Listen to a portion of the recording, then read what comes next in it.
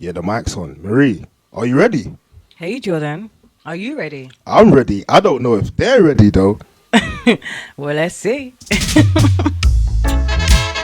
back. We're back. We're back. I am very happy that we are back. We've been away for a couple of weeks, and yeah, back feeling refreshed. How are you, Marie? Good, good, good, good, good.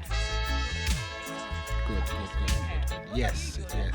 I've missed being here too, and it's funny because I was trying my very best, to be here last week. I was trying here to be my very best last week. It was just very unfortunate that we couldn't quite make it in.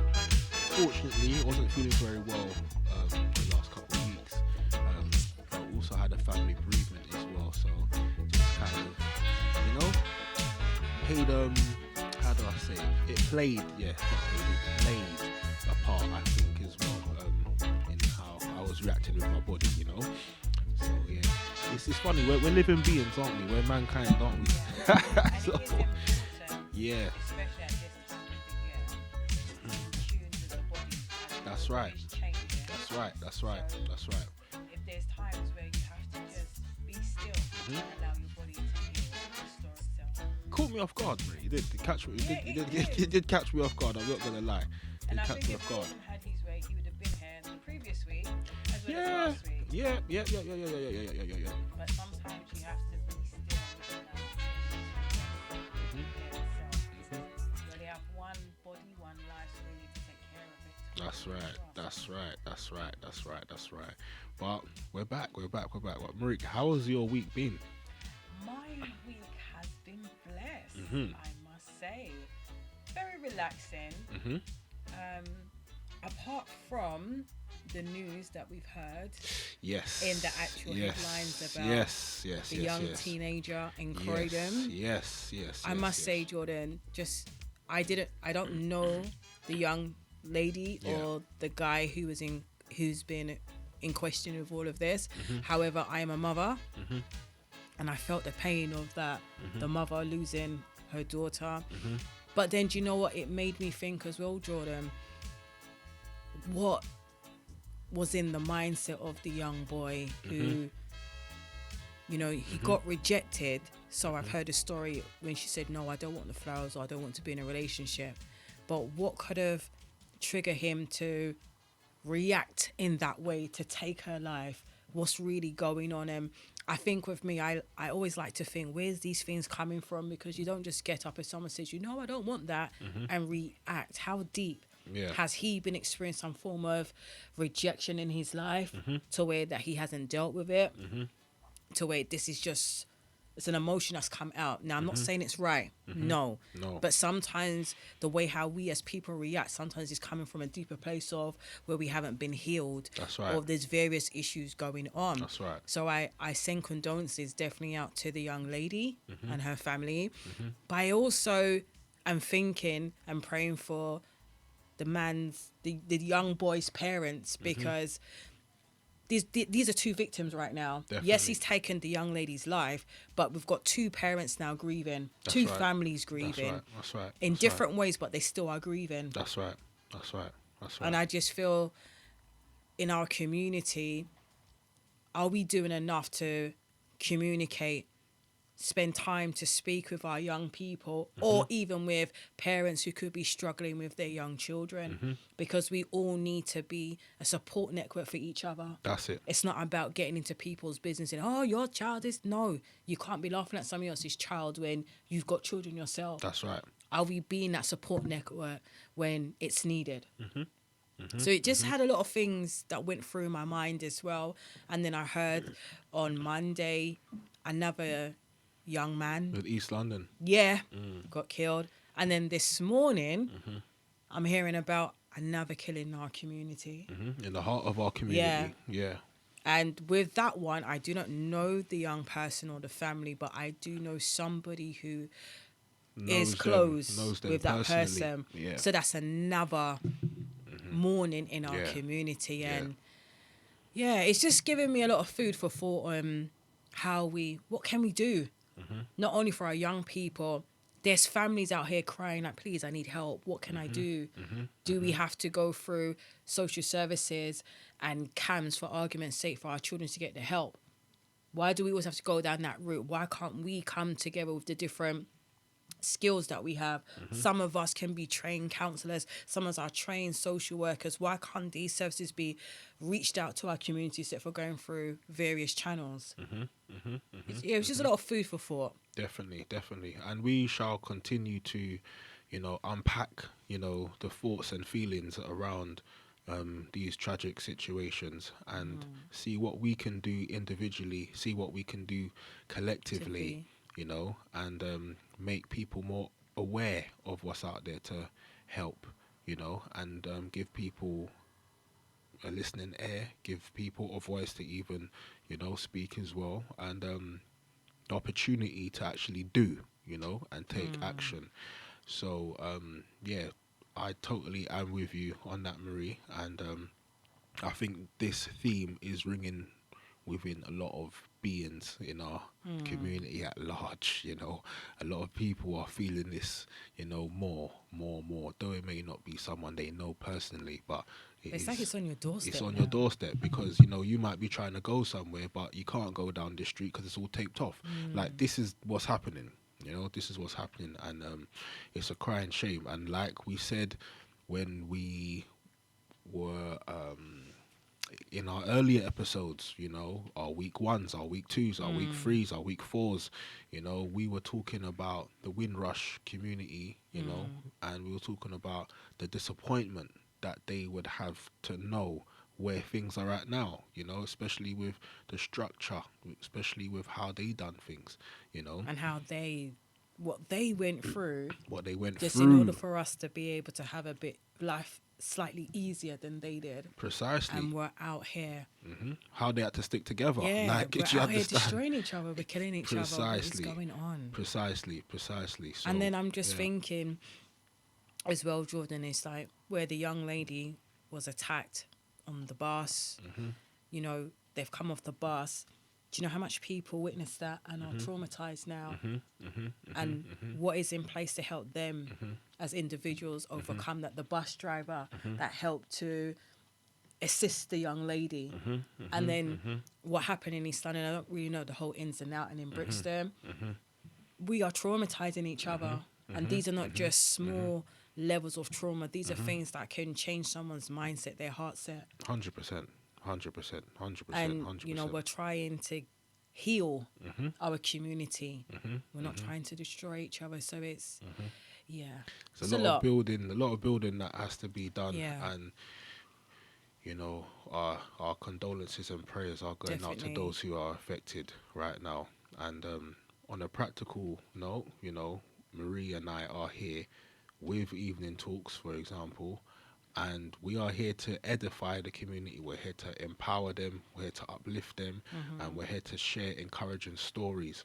So even today, we have got a very, very special guest on our show who will be sharing some empowering stories, amazing experiences, a lot of enlightenment, to, how their journey has gone from strength to strength, and how they've impacted the lives of many others as well, So we are very excited, I am.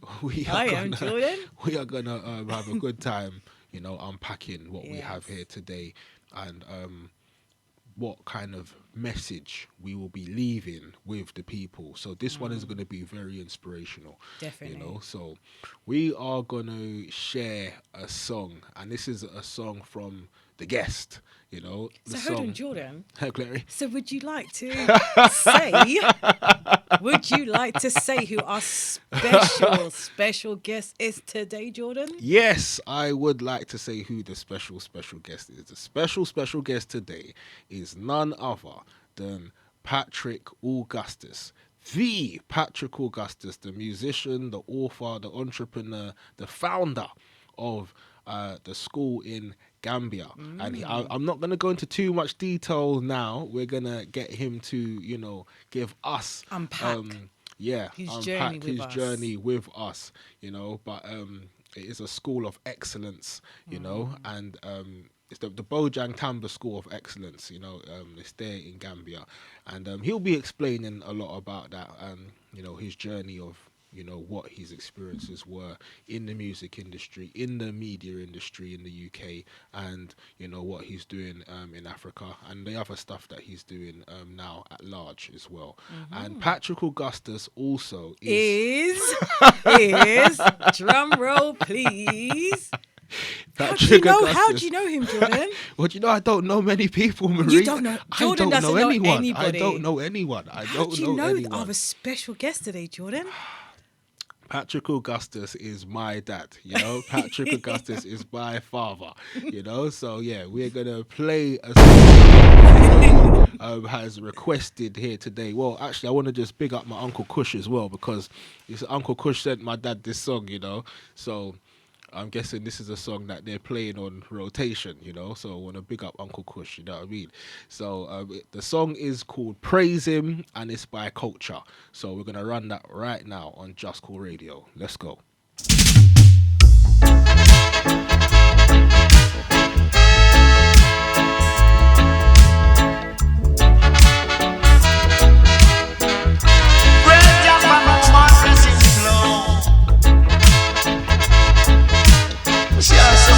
Street and I want like them a bad man, and the least little thing you say to them, then screw up them face, but sure, you have a kill for that, you know. Oh, not even prayers them a say night, you know. Every day they dream on the jailhouse and all them kind of thing there, and that can't help the situation. You can't help it, you know, Rasta.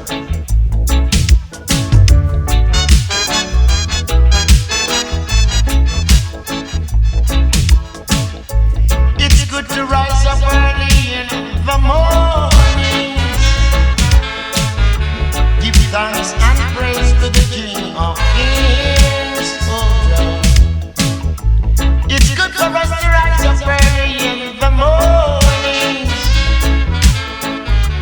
give thanks and praises to the King of Kings.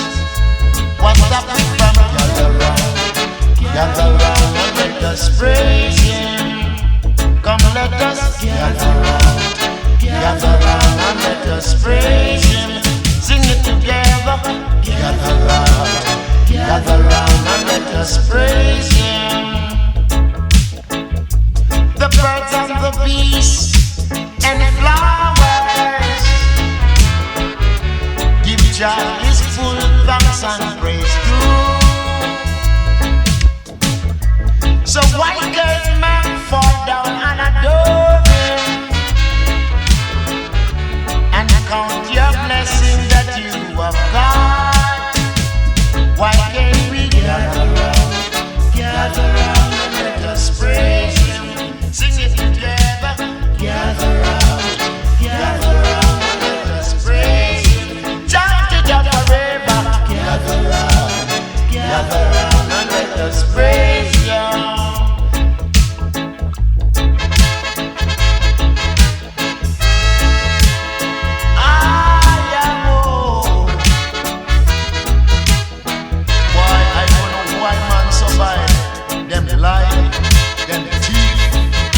Destruct them real.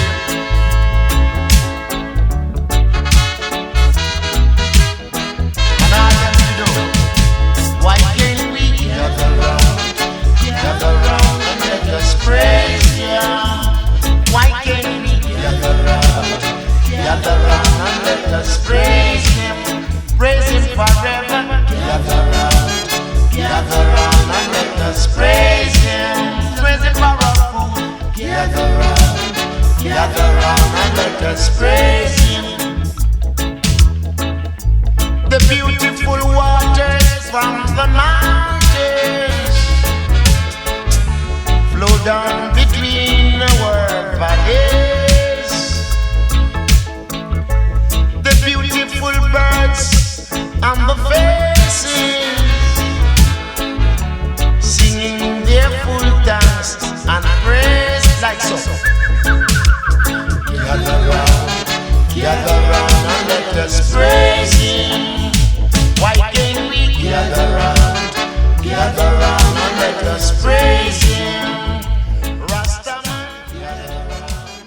Gather round and let us praise Him.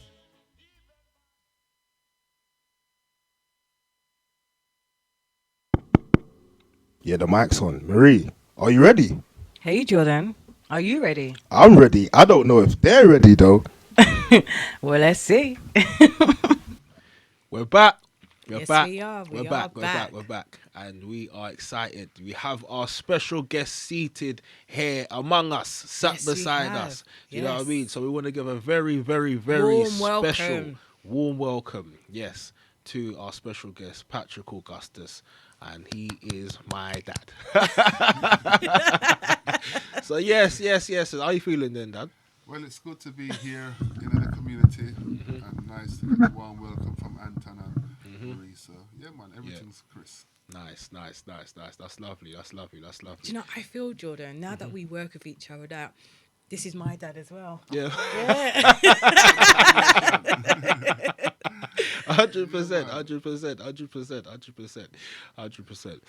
So we want to understand. We want to carry the listeners on a journey. You know, we want to really bring them into the essence of who Patrick Augustus is, you know, and we want to look into the creative forms as well as, you know, some elements within the essence of who Patrick Augustus is, because without knowing that, you don't know some people's motives. Do you know what I mean? If you don't know why a person thinks a certain way or what could have happened in their childhood, you wouldn't understand, you know, their reactions. You don't Yeah. know why they do. As I always certain say, it's like, things. where's it coming from? Where is it coming from? You know, that's Marie's favorite thing. Yeah. Marie always wants to know, how did they get to that? Yeah. How What did was they? she thinking? What Where were did they it come thinking? from? Yeah, where did it come in from? our interview today, we're gonna go back to when Patrick, in his early years of when he began steel band. So how did that come into play for your life? For me, playing the steel drums, I was fortunate to go to Kingsdale School, and there we had steel drums there. And I was someone always, prior to playing steel drums, tapping on the table at breakfast and mum making noise for me tapping, you know. But I got an outlet when I was in school and started to learn to play steel drums. And from a young age, what was interesting is that if you looked at Top of the Pops, you'd never see anyone on there playing steel drums per se. However, you'd see lots of guitarists, drummers, saxophones, whatever. So a lot of friends was more encouraging me to pick up a more instrument more like that. Whereas for myself, I figured, well, I'm going to make this work for me. It might not be there now, but I'm going to let this work for me. That's it. And I don't know why, at a young age, I decided to take on a challenge. What seemed to me a challenge, you know, because it was harder to get work as a steel pan player, compared to a guitarist. The only difference was, as a steel pan player, because it's a niche, you could charge more than a guitarist and everyone else. So when I was 11, for example, a jazz musician who knows far more information and more skilled than myself at 11 wasn't getting as paid as high as me, someone who only knew about 3 chords, just because it was a steel pan.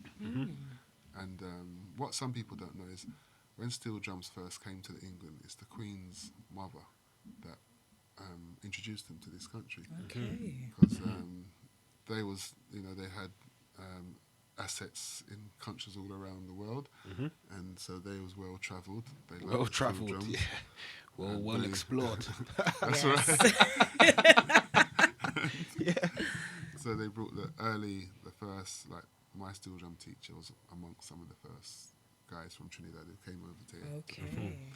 So when you perform in the steel drum world, you tend to be working for the so-called upper class, 9 out of 10 times, and the upper middle class, so to speak, because they was one who got access to it from, you know, a long time. So yeah, so I started off playing steel drums, and the first gig I done was for the Queen of England, and which was interesting because I was like 12, and that was my first gig. There was some big parade somewhere, and you know, we was playing there. And I remember there was a guy who, Horsemouth, he starred in a film called Rockers. Yes, I was just saying that name sounds familiar. Yeah, Horsemouth. He's a very good drummer. Brilliant drummer. Yes. Played from Bob Marley, the rest of them come down in sessions and stuff. So I remember when I was about 13 or 14, what I thought was showing off to him, saying, "Why? My first gig was playing for the Queen of England," and he was feeling sorry for me, like, "Why? Sure, you never really know better in it." And you're thinking, yeah, man, I'm up there now. Them stairs. So Yeah. I got to realise different perspectives Early on. Yeah, from an early age. And fortunately, the first time I went abroad playing steel drum, when I was, again, 12, just before my 12th birthday. And I went to Holland with London All Stars, a steel band from Brixton. And I realised early that the reason why I went abroad with the band wasn't because I was the best player. It's just that I had manners and I can get on with people. A lot of the most talented ones had some kind of ego problem that would prevent them From travelling. from travelling because they couldn't socialise well. Yeah. You know? So, and my mother used to say, manners will take you everywhere, and she's absolutely right.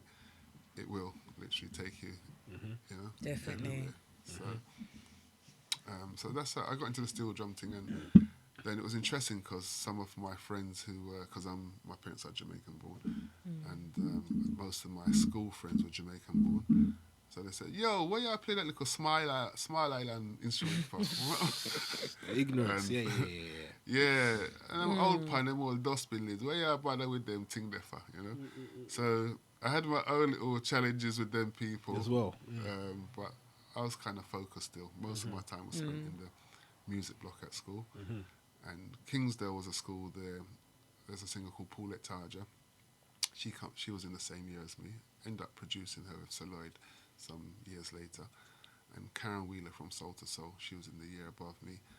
And in Catwalk, and she was actually in a group called Brown Sugar, which had another girl from school, Pauline, was at the school as well.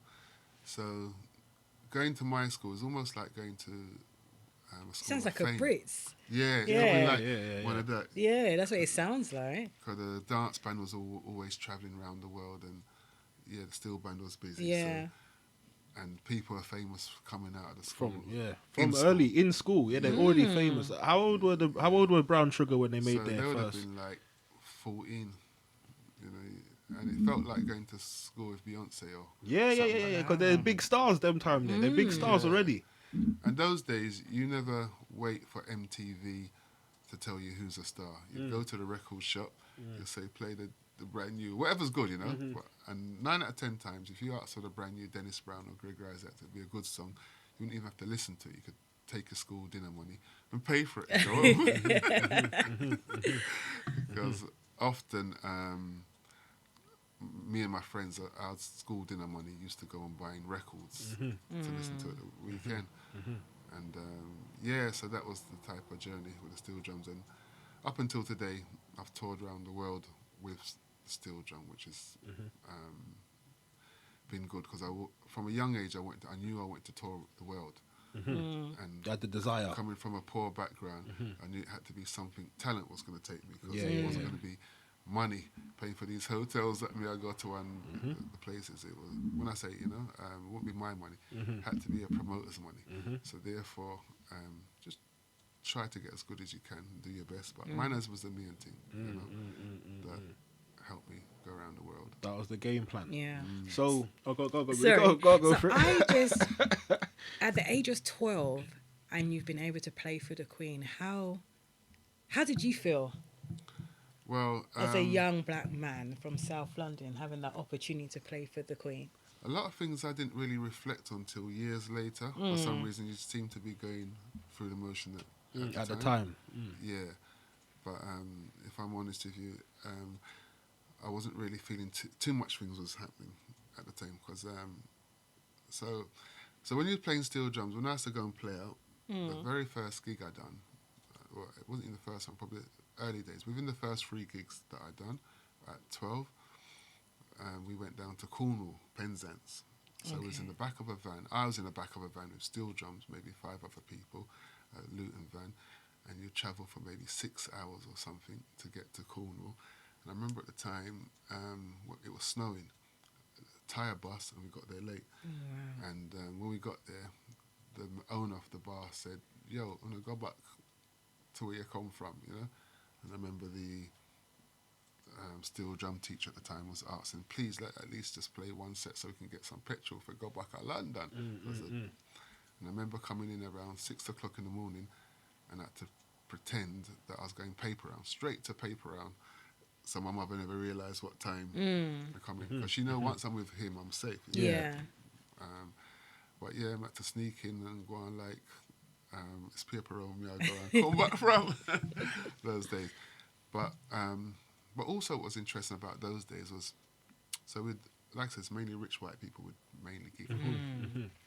And sometimes you'll go to some venues and it's, although I didn't arrange the gig, I'm just playing there, but you feel as if they're saying, well, after our guest has eaten and the dog and the puss, then if there's any scraps left over, you guys help yourself.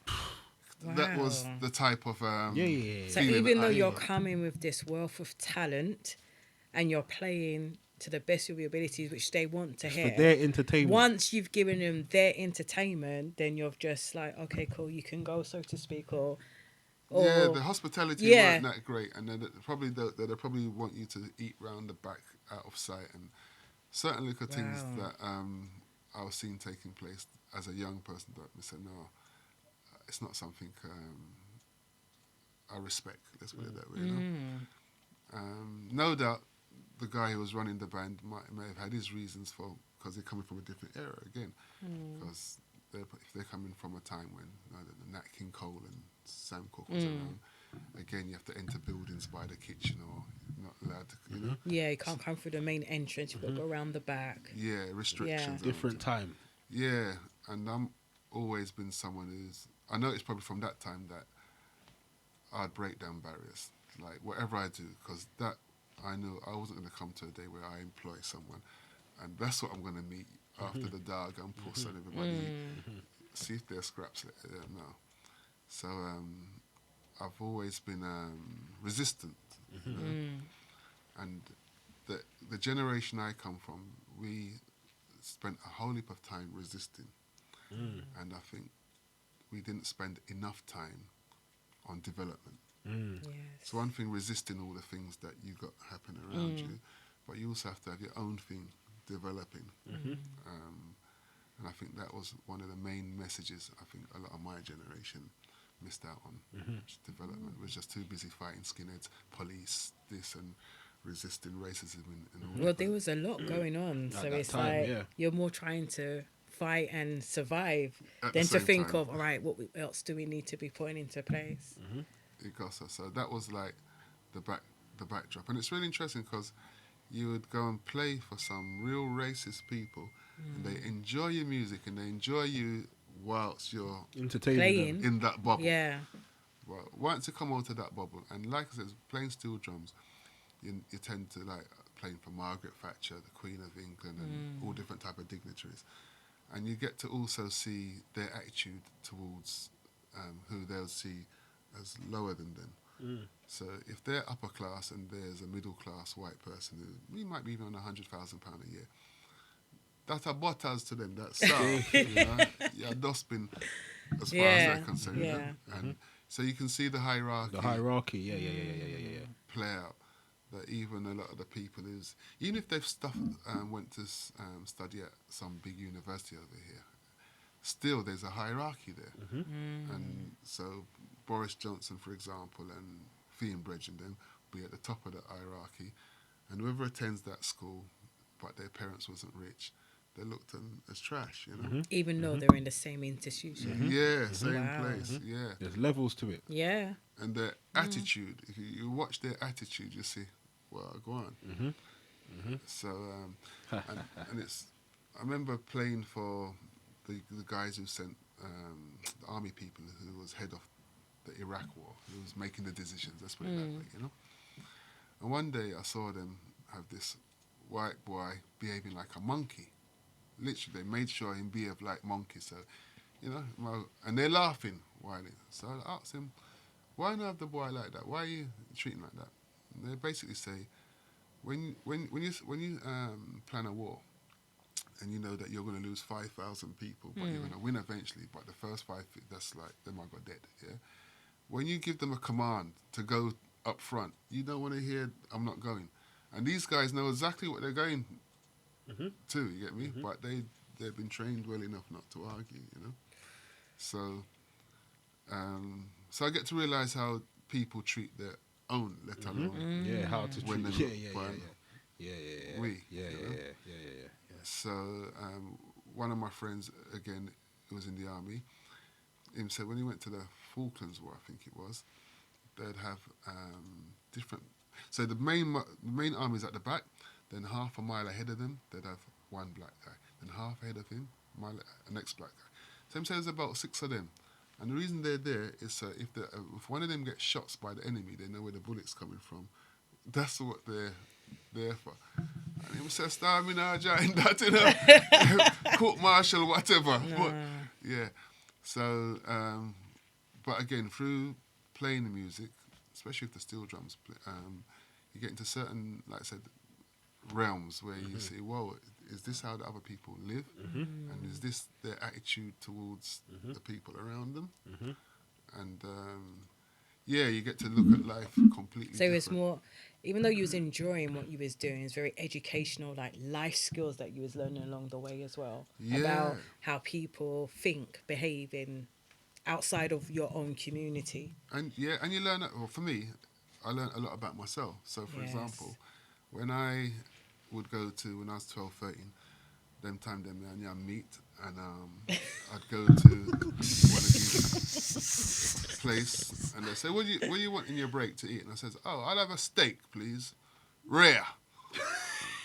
And a bloody steak me I eat, and I don't even, and I'm just really imitating this. Yeah. What is perceived to me as being you've arrived. Yeah. Eat this.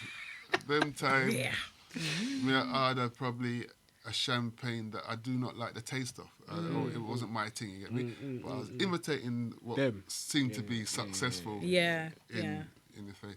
So, and tutus you realise, but wait, my mother never yet give me real steak. Well seasoned, well cooked, no blood. But you realise you're following... What you think and perceive, because being around that is success. See. So yeah, man, you get into lots of environments and you see lots of behaviours, and you learn a whole heap about yourself as well as the environment. So how did you stay grounded in what you was, your foundation, what your parents instilled in you, what you believed about yourself and your culture? So how did you stay grounded? Well, one thing, when I was growing up, punk rock at one stage was big, and heavy metal and all kind of stuff, music I did not like.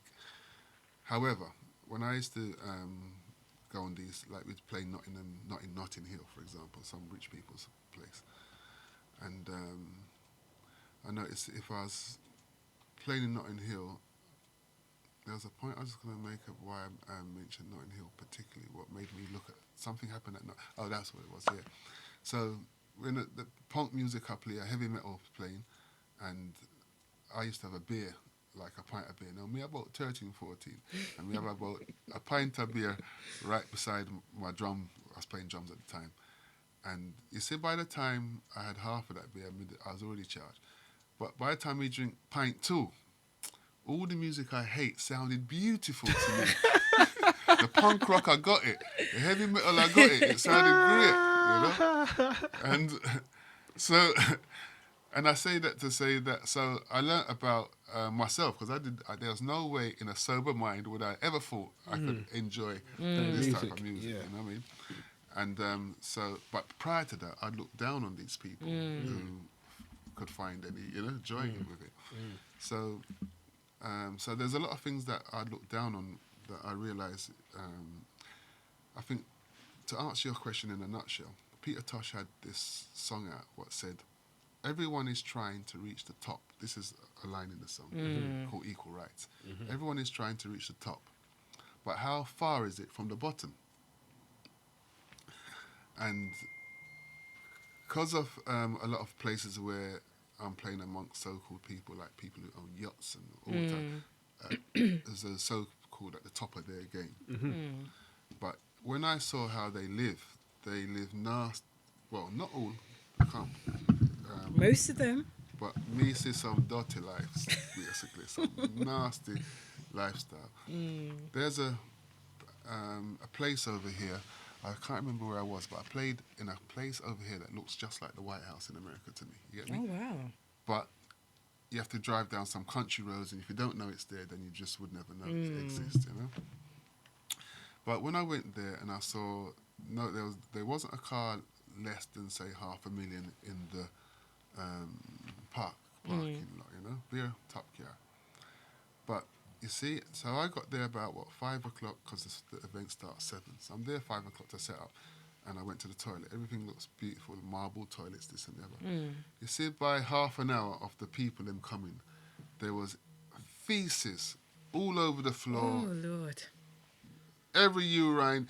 And these people dress up in diamonds and all kind of stuff, eating. And you're thinking they would know better. exactly. You know? Just to sit down and be like, oh no. But obviously, their thoughts were Yeah, different. man. So I get exposed to a lot of things, and it make me something as simple as cleanliness. I could value that due to things that I've seen, which I thought was in high places. Yeah. Right, you know. Yeah. And I think also what's really grounded me, apart from being around my family and close friends and stuff, what I really love doing is playing dominoes personally, you know. And I love games. Yeah. Kind of weird. And I used to play in a pub in Brixton, dominoes, where the owner drove a Rolls Royce, and he'd give his Rolls Royce to anybody to drive. He wasn't materialistic, Yeah. that kind of a way, you know. And I knew this owner could have been socialising in places where I played with my steel drums. He's a black guy, and he could be socialising amongst Richard Green and all the rich white folks. But he chose to socialise in a pub in Brixton where people who you can identify with. and understand them. Yeah. So that's why I say sometimes how far is it from the bottom when you should top? Because most people with the type of income this guy had would not be in a pub where you know the most expensive drink's going to cost you a tenner or you know no. But so there's something about being around my own people, and I tour around the world, so I don't mind being around with any people. However, my joy come from when I'm around my own and understand the culture, and yeah, you don't have to be on your P's and Q's. Yes. Kind of cool. You know? So, in regards to your education and stuff, when you were touring from such a young age and then being exposed to all of this greatness, you know, and also seeing where your talent is bringing you and seeing where your gift is opening doors for you and stuff, how motivated was you to, like, say, go to university? Were there any things that happened in your life that kind of made you think maybe not, or what was the kind of mindset? Because I know some other young people around your age, their parents were pressing for them to do certain things, or maybe even pressurizing them to do certain career paths. Especially in that generation. Because Because their mindset would be, from looking back in even my family, that you go to school, or when you leave school, you have to get a good job to get a good income. Yeah, work and hard. I, even just from like my family background, I think if someone said, oh, I'm going to be a musician, I think it would be frowned on, because as far as they're concerned, it's not that college degree or the university degree. Yeah. So, yeah. What was that particular? Yeah. Well, I wasn't really attracted to education per se until I left school. When I was at school, most of the education was made unattractive, I think, towards the black children. And, there wasn't much motivation for me to push at education when I was at school. It's really leaving school and touring the world that I got really my education. And Did you have a tutor with you as you were touring from such a... not an official tutor, because so for example, when I was 13 and 12, I was traveling with people who was a lot older, because they were able to drive, for example. Yeah. So I was really traveling with a lot of people, always outside. Okay. And I want you to remind me of the question, but what came to mind about that was, so when I was 12, we went to Holland. And we was due to come back on Christmas Eve. There was a problem with the ferry. We couldn't get that ferry. It meant now we had to come back after Christmas, like the day after Christmas. And I remember everybody being vexed because, according to them, their wife ain't going to be so intimate with them because they've missed Christmas. And I couldn't understand it.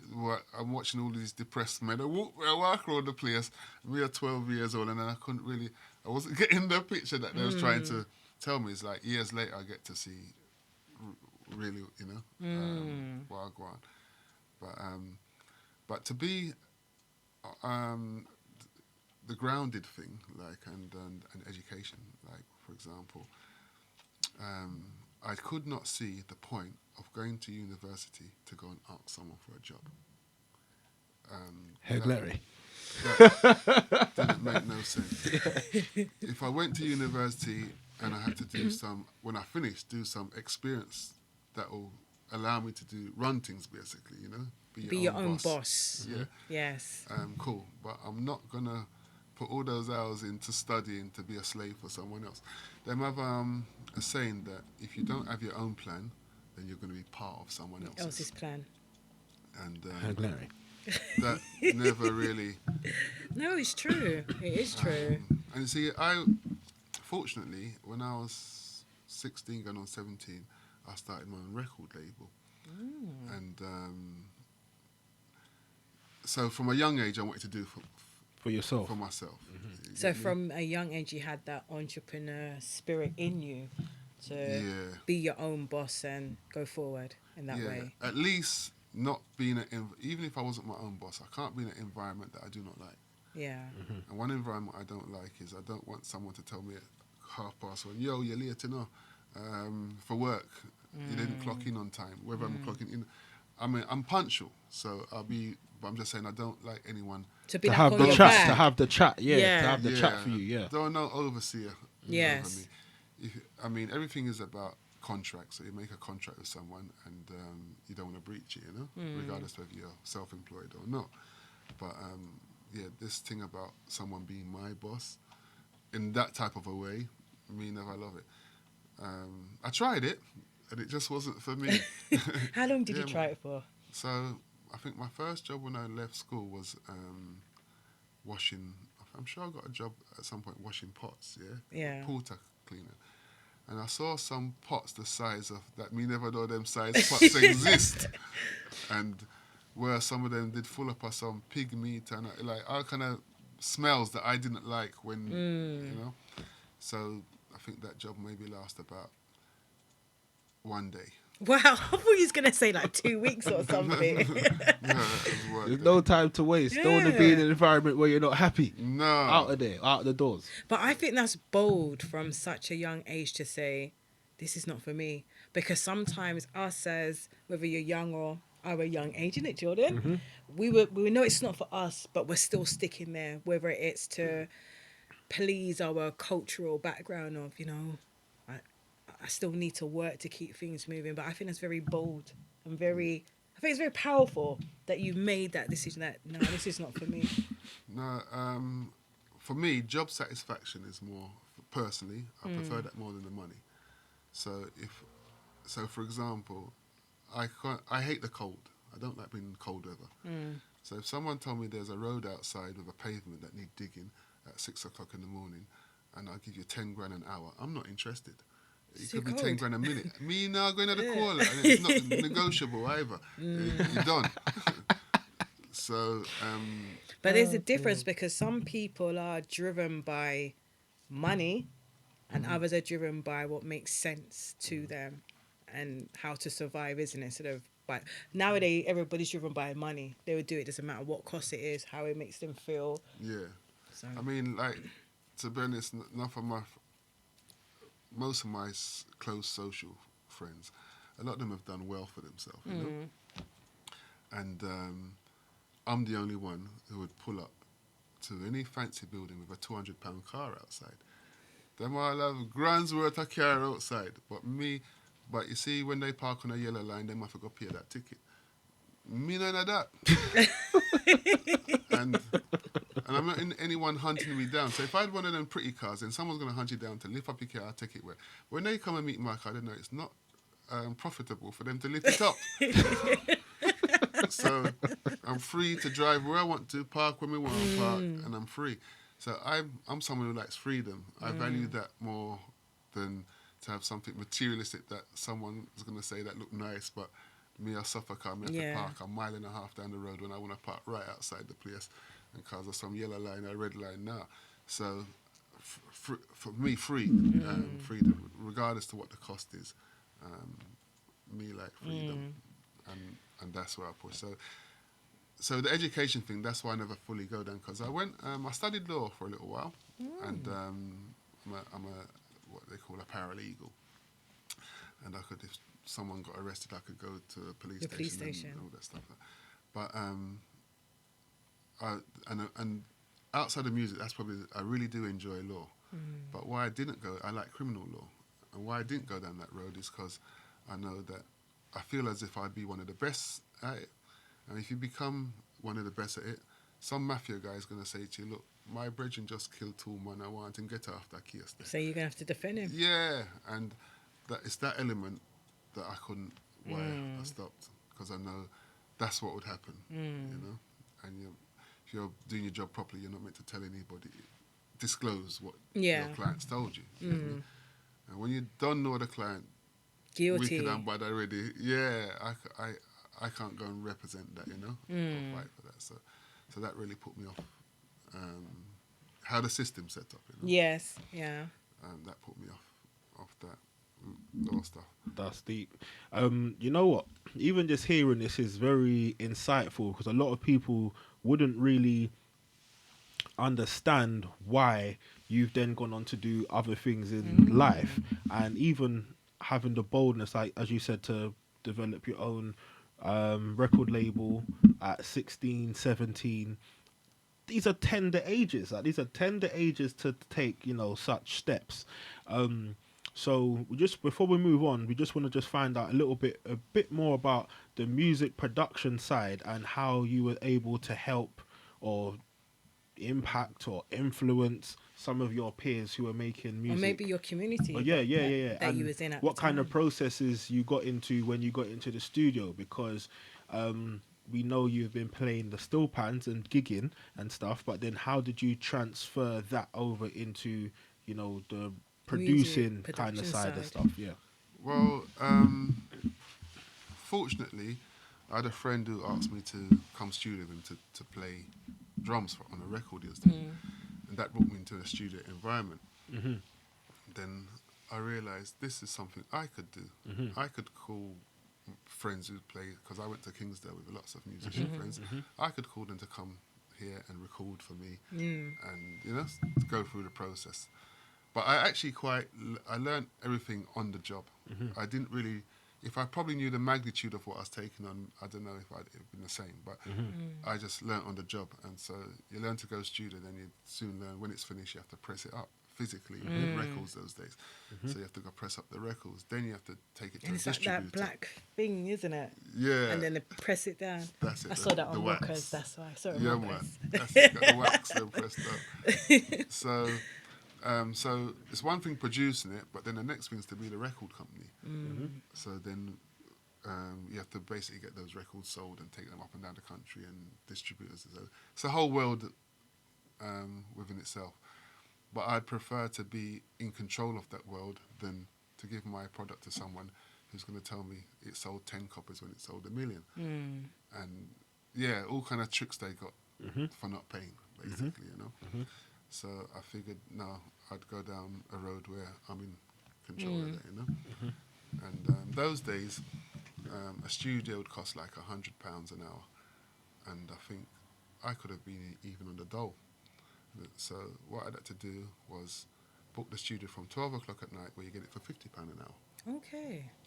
And do a night shift, basically, you know, and call the musicians then down on them levels.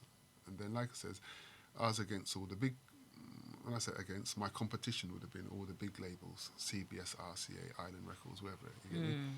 So I had to find a niche in the market where. So, for example, I started off this thing, what they call today as, what do they call it now? Basically, some club promotion.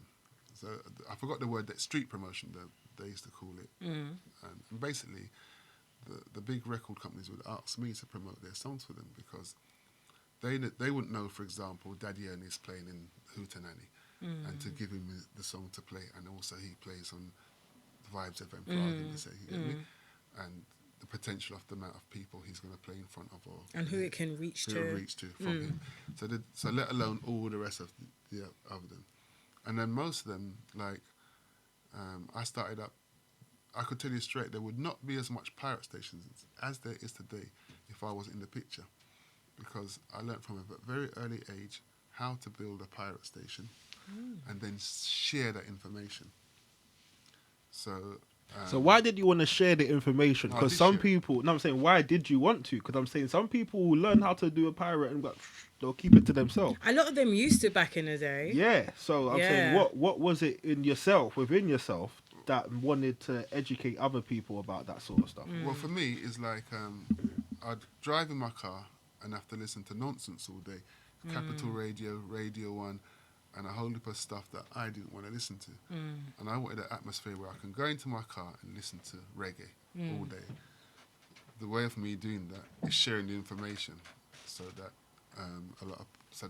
make a whole heap of pirate station come up, encourage people to do it, so that now any part of the country, generally speaking, I can listen to reggae because there's a pirate there that will make sure. In the Midlands, here, there, everywhere. So I believe the world isn't how you want it. Create the world that you want. Yeah. So I want a world that we can listen music, and out of that, a lot of pirate DJs now are living. They can go and play out, and you know, we got names and stuff like that. So so I'm like that. If something isn't in my world that me want to see in it, then that's You it. create it. So what was your first pirate station you started or was associated with? So there's quite a few. So we used to do Genesis Radio in me and Dennis Raw from Saxon in Lewisham, that was based, and then there's one called Skyline and Sky Radio, and Influence, LWR, them and TKO and even Choice FM. They'd ask me questions when they're going for their licensing and stuff, and nothing. You know, I just help give it out freely as well. I wouldn't be charging people consultation. I just wanted to have the world that me, want around me, like, you know. That's deep. That's deep. A lot of influence. Yeah. A lot of influence, because a lot of people kind of just accept what's going on around them and just complain, but don't usually put things in practice to then say, do you know what, I can teach more people. But what I like as well, what Patrick said, is that you didn't charge no one. You just gave them information. See, in today's society, you see the information you're just giving out now. Well, if you make an appointment and it costs this amount, you know, we're here. You're here to just encourage, edify other people to stand on their own, to create a platform that people can enjoy, they can benefit from. Nowadays, you got to pay for that. A lot of money. It's true. It's a consultation, but yeah, like I said, I just want the world around me, and so a lot of things are. So even for me to, for example, with Gambia, as Jay was saying, there's a lot of people that wasn't on that radar. You get me? But I had to make sure that for myself, make as much people aware that there's something better than England going on, and not only is it better, it's something you can afford. If you're living in poverty, just know it's your choice, because there's a place you can go where you do not need to live in poverty and you've got lifestyle, you know. It's interesting because in one of my friends, Kirk, was telling me that he's from Trinidad, and outside his house, his hut house, I should say, made of wood, he used to have lots of trees outside of it. Then someone got a bright idea to lick down them trees and put concrete building up there. They got pretty houses there, but no trees. He says they all have to buy their mangoes now, buy everything that they used to plant, them have to buy, and they swap it for what? Concrete. And he's saying, whereas you got some men who live in a small, humble house with all those fruits outside their yard, yeah, but they'll be dreaming of coming to England where it's freezing cold, in a flat somewhere where there's no trees, nothing. No veranda, no sun all the time, no beach anytime you want to go after work if you feel like it. But they'll have a big stress on the mortgage. You understand? Where they never have them, they're stressed there. So that's again a good thing about traveling, when you can compare different people's lifestyle. Who's stressed out? Who lives longer? And but the point again, like I said, once I found out how nice Gambia was, for an example, I made sure lots of people know about it. But again, I created the world what I would around me. So I'd say about 80% of my friends who mean anything to me, they might have some wholesaling stuff in Gambia. So, but they wasn't there when I went there. And I also knew that I wanted a West Indian food shop, because they never have West Indian food shop over there, so you get me? So all the things I want, we make sure call them people, make them see the opportunity. Now I can eat 4 different places if we want ackee and saltfish or whatever in there. And do you know what? I was just gonna say, after we covered the music side, we wanted to go into the media side, but organically we're gonna go into Gambia. So we'll go into Gambia now. We could go on to the media side after. It's just how it flows, George. Yeah, we're letting it flow. Yeah. So what we're understanding now is you started going to Gambia when? in 2000. In year 2000. Okay, so we're going back 23 years. So you was sounding the alarm saying, hey, everyone, come to Gambia. Have a look at Gambia. And at first, the response wasn't always as well received? Generally speaking, what I know of my race is that if you tell them there's a nice warm bath over there, you have to tip your toe in the water and let them sit first. Yeah, before they say, all right, yeah, I'll tip my foot in now. And I know for myself, they said, boy, Patrick's been going Gambia. Me, I say, man, I got dead of malaria, yellow fever. Then by year 10, wait, I'm not dead yet. Let's take a look. It's like you're the guinea pig first. Yeah. So if it goes well, all right, yeah, we'll go. If it don't, boy, they tell you now. That's Why are you right. thinking that? So Yeah. all the progressive ones would come straight away, near enough, yeah? And then all the ones who ain't so progressive, if you like, or whatever their problem is, they're delayed, you know? And they're late to the party. But I'm glad them come, but them late. Yeah. So you started to go in year 2000. So after you'd been touring the world for how many years now? Well, almost 40 years or so, you know? Yeah, if you've been touring the world for like 40 years, or that's a long time, you know? And Long time. Yeah, and then you go to Gambia and enjoy it, fall in love with it. What was it that made you have this desire to, you know, choose Gambia in particular? Of all the places, of all the that places you have you've visited already gone in the world. Yeah. I think because it's 5.5 hours away from here, and it's very cheap, and more than that, the people are friendly, and I could see women and children feel safe to go out any time of morning, noon, or night. You know? And whether they be foreigner or they live there, the women feel comfortable. So that was a big thing for me, safety. And because Gambia's got 2 million people, so you can control. It's easier to control than maybe Nigeria with 200 million or whatever. You know? So, but safety was the main thing, and the love and warmth that you got from the from people. Yeah. And I think I had a friend over here, Jazik, and I remember when Jazik was living in a council. Basically, she was living in a council type house with her 2 young twins, you know, and collecting dole money at the time. And I see how she managed to turn around her life by just going to Gambia. So when she went to Gambia, her 2 twins now could get what's this thing? Private education, because the private education over there might cost at that time maybe say £60 a month. Where over here you might be paying 1,000 or 600, a lot more than you'd be paying there. And interesting enough, there was a guy that we knew from over here who was a teacher who left here to go and teach in this very same school that she sent her Their children to. children to. Wow, look at that. And that guy was getting, say, something like, say, £12,000 a year as a teacher in Gambia. In this country at the time, he was probably getting something like £50,000. But his lifestyle in Gambia, It's more wealth. surpasses Surpassed anything. it. You'd need to be earning maybe 3 million a year here. To To live have them that. kind of lifestyle Yeah. over there. You might get for 10,000. You get me? The space and whatever else, you know. So once you work out, you're getting robbed over here, skanked bad by the taxman and every other man, them in a suit and tie.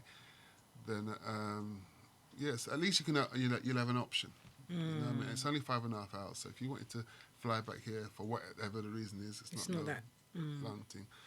And but over there you can. For me, I like a simple life. I love sun. Like so, we don't like the cold, so the sun is the first thing. And then you got fresh food, fresh fruits and stuff. You know, You go to the beach anytime. every time. So, so you got a lifestyle that me like. Why? And I feel with that simple life, you get peace of mind. Definitely. Yeah. A different perspective, more peace within yourself. And I think as you get older in life, that's what you crave more than anything, than all the money. You just want that peace of mind, peace in your home, peace around you. Most crucial, Yeah. peace of mind. So for myself, that job satisfaction is important and peace of mind is important. Everything else can be added, but I don't want to be cold. Nor do I. I said to Jordan, when I get to that age when I retire, which is not right now, I want to retire not over here. I need to wake up and see the sun and just relax and fresh food. That's Yeah. right. And you got a lot of herbs and spices that you'd need, you know? Oh, excuse me. Over there, so.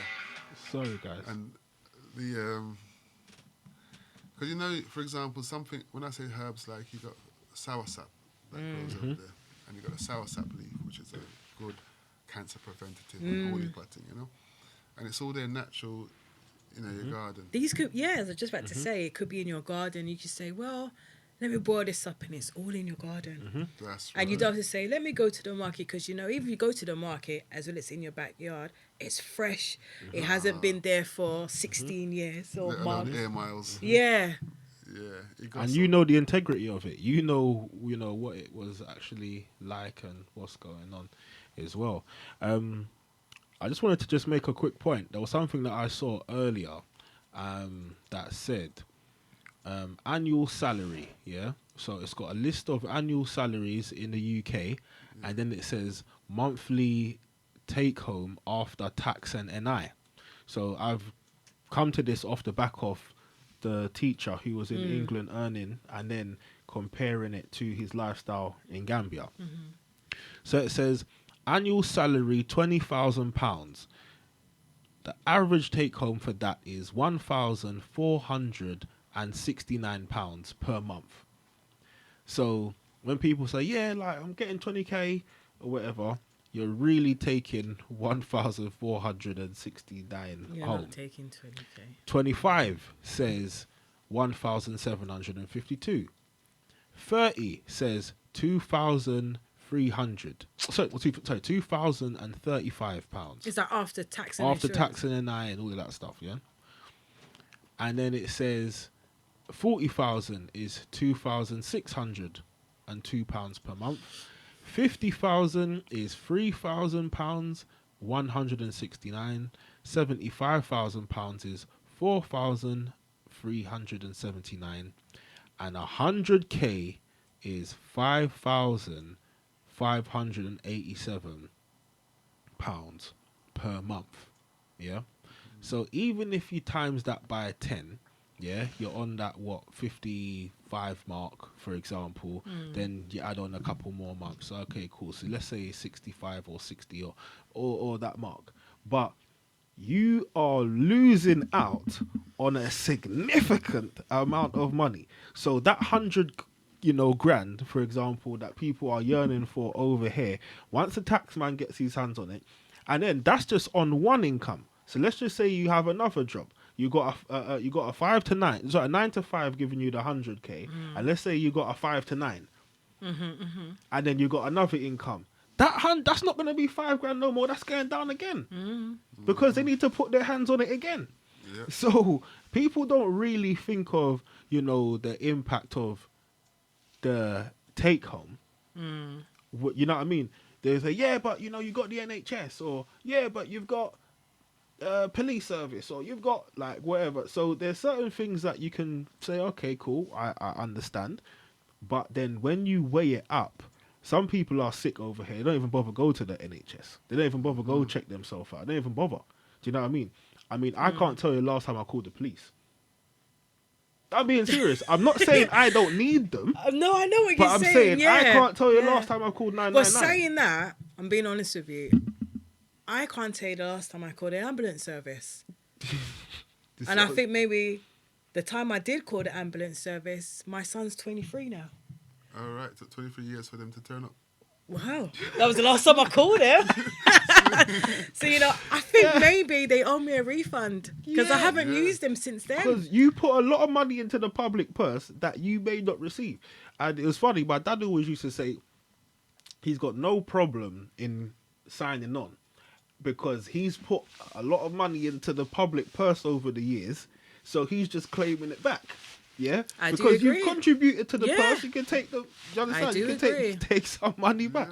You see, when the Queen passed away, I wanted to find out if my name was in the will because I think I've given enough to her. Yeah, I thought she might want to add me in. I can get a nice bit out now. Could go retire early in a nice hot country. Yeah. I was hoping that my name was in there, but I heard anything yet. It's deep. It's deep. So we just want to now ask that. Okay, so you've found this love for Gambia. You've started to give the blueprint to a lot of your close friends and said to them to share with like-minded people to create the world that you want. Because you said that when you was on the radio, listening to the radio, you didn't really like what you was listening to, so you was encouraging people to create their own stations so that you can hear reggae, you can hear what you're relating to. So nationwide, you don't have to worry about it starting to fuzz the further you're going on the motorway because you're losing that signal, that frequency. Yeah. So people started to take heed to that, and then it brought about so many opportunities for them. People weren't thinking along those lines back then. And then now you've found the love for Gambia and you've literally brought about the big announcement, come and look at this, come and look at this. And then again, so that you can create the same type of environment that, Marie's there. Oh, Anton's there. Oh, Jordan's got a yard there, or whatever. Jordan's running a business there, or my brethren's got a yard shop there now. And now, like you said, there's at least 4 places that you can think of and trust and know that you can go and get ackee and saltfish in Gambia. This wasn't going on before. A lot of people would have heard about it at some point, but now there's so many more people who are going over there and building it up. And that is something that's very, very powerful. So I know you said like a lot of the stuff of your journey was learn on the job. You got to Gambia, learn on the job. But in terms of when you started networking with certain types of people, what happened in your mind with the change of, let's say, your vision to say, all right, this is not just a place where I know I would like to have land, have a house and retire. I'm now liaising with different types of people who are in places of influence in Gambia. What's the vision now? What started to happen next? I mean, good question. I mean, for myself personally, I think race first and I think duty first. And almost when they say it's not what can you do for your country or what can your country do. What wasn't said? Not what your country can do for you, what can you do for your country? Yeah. And in all honesty, I feel sad when I look at our situation globally. Not too long get back from Australia. All the places I go where I see black people, where for me I feel like we've been more than brainwashed. It's terrible because amongst so-called conscious people, people who's meant to be awoke or awake or know Wagwan, still the progression is very, very minimal. And even if you could put 20 people in the same room who agree that black people need more of the cake and we need to do this or the other, to find a harmony amongst them and a unity and a strategy with a schedule that we want to achieve this by that time. Yeah. And to be consistent with it. That's it. That's it. Breaks down on all different levels and for different reasons. Sometimes it's someone's ego why they're not because of they really, you know. There's and until you get down to the bottom of it, why is someone in this room who say they want to do this, but in reality they're not doing it. If anything, they might be holding back the progress, you know. So within Gambia, I say all of that to say that as much as things are happening there, there's still a big mindset, a mindset shift that needs to take place for us, you know, to progress really, you know. Do you think that could involve with, you know, like back in the day, they used to come together with it being like in a community centre network where you're there being informed about what's going on and people used to take it in more. You know, they used to have like more Saturday school where the children were learning more about ahead, not just right now. And a lot of those things have kind of come to a halt. So like now, I do believe there's people out there that want to have a change within their life, but it's where do I go? There was a conversation I was having with Jordan this week is that I do believe, especially what's happening with our young people, that there are parents out here crying out for help, but where do you turn? So I feel when our listeners do listen to our interview today, I think this is going to get a lot of people's mind thinking again. And this is what's needed in our community. Well, I'm glad you brought that because, like, for myself personally, when I'm in Gambia, you have a thing called Council of Elders. And what that means is if, I don't know, a policeman holded up a young man and wants to charge him for this, that or the other, before he even goes back to the police station, he goes to the community where that child comes from. There's a Council of Elders. And you have to talk to them first. And the Council of Elders probably take the child and the police can go about their business. And they would deal with the problem, you know, deal with it according to what it is.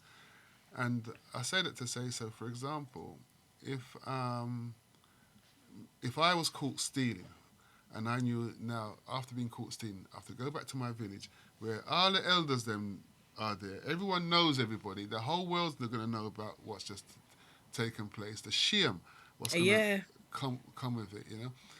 But we don't have anything like that. Council of Elders, no Council of Elders where if someone gets arrested or died or whatever the problem might be. Or those who we might call councils of the elders, I feel like slightly they've been a little bit brainwashed, so they're not doing things how it should be done. Well, you see, the thing is, if you select yourself, that's one thing. But if you're elected, so if people like yourself and JJ and other people was part of that process to say, he could be an elder and he can build. You get me? So it's a process. Then you're all happy with that person and whatever he says it goes because you want to put him, you know, you put him there. But we don't have that here. So based on that one thing alone, I see lots of problems we have. And where it is right now, I see a lot of youths don't even respect their elders. They don't respect their mother or father. They cost them on all kind of things. So we're seeing the symptoms of a lot of stuff, but the cause is really what we need to know. You know, like for example, I see if you go to a farm and you see the sheepdogs moving the sheep every day, and the sheep then could be pissed off with the dogs.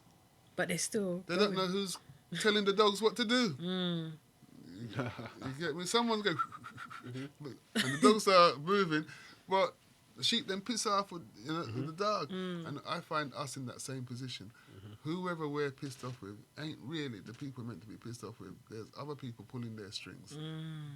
And there's farmers blowing whistles. Yes. That's right. You know what I mean? Yes. There's farmers blowing whistles.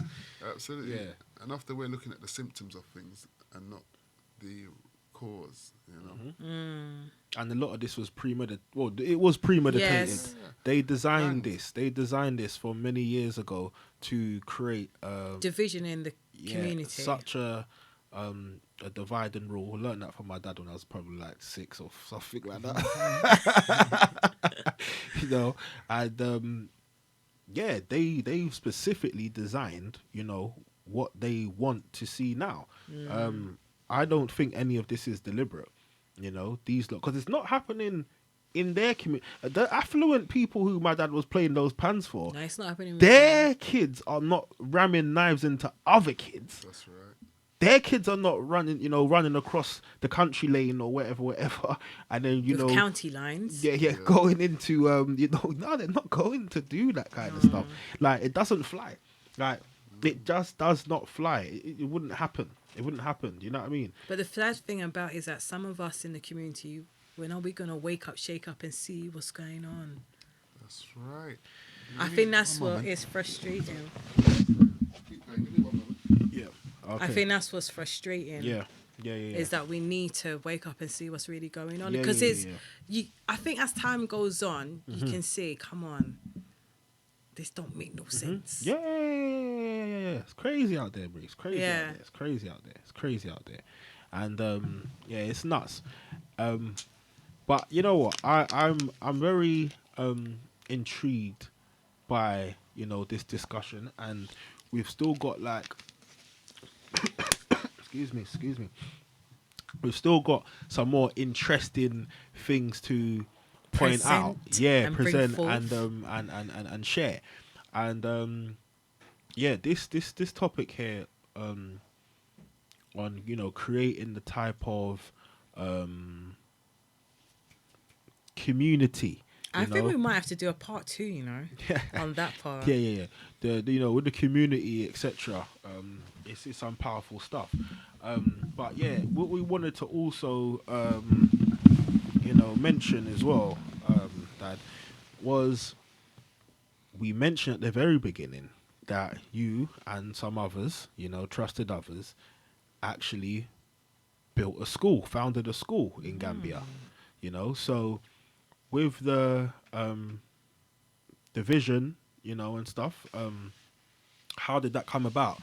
Because I mean, I know you're going there back and forth and stuff, and then you started to observe the more you're learning about the land, you know, which you're in, or the area geographically, what's going on, you know, within the area. You can see where there's need. From it being an idea, how did it become an idea to cutting the ribbon and having the school established? Well, how the school started in the very first place was like, I was over Gambia, going up to where Kunta Kente comes from in roots. Yeah. To a place called Jifre Island. Yeah. And on that island, it's abject poverty. And on my way there, one of my friends then, I feel terrible to say it's one of my friends, but the truth is, he threw a cigarette box on the floor. And I saw a little girl run up to this cigarette box, open it up, and she was happy that she had paper to write on. Wow. So you can imagine it's not much paper, but she was happy. And at the time I was teaching in schools over here, and I thought, wow, I see what they throw away over this country. That's where these people being really happy. So No regard. They got no regard no for the regard paper. whatsoever. So when I saw the value that this little girl had on education, just to have a paper to write, and this child is probably about 4 or 5. I says, no, have to go build a school. And that's really where the idea brought from, me seeing that little girl so happy. Thank God for that cigarette box, boy. Interesting, isn't it? Because you know, you see a shiny cigarette box, you know, whatever the street, color we it is, just walk you just over walk it. past it. But the child very transferred it. creative. Do you know what I mean? Said, I need to rip it open and write on the bit that, you know what I mean, the inside of it. Do you know what I mean?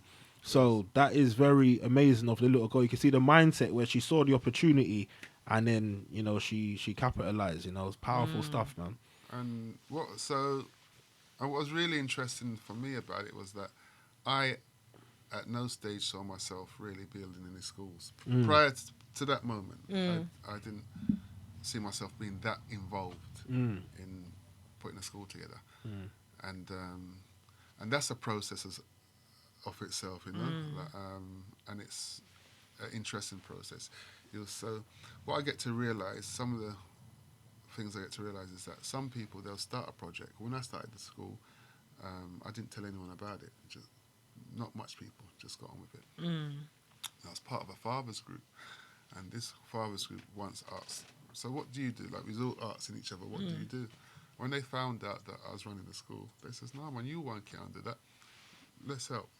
And then I'd get some support from this father group and other people who just see what's happening and Just wanted to help. Help just with wanna the help, you vision. know? And so, for an example, I needed a school gate on the gate.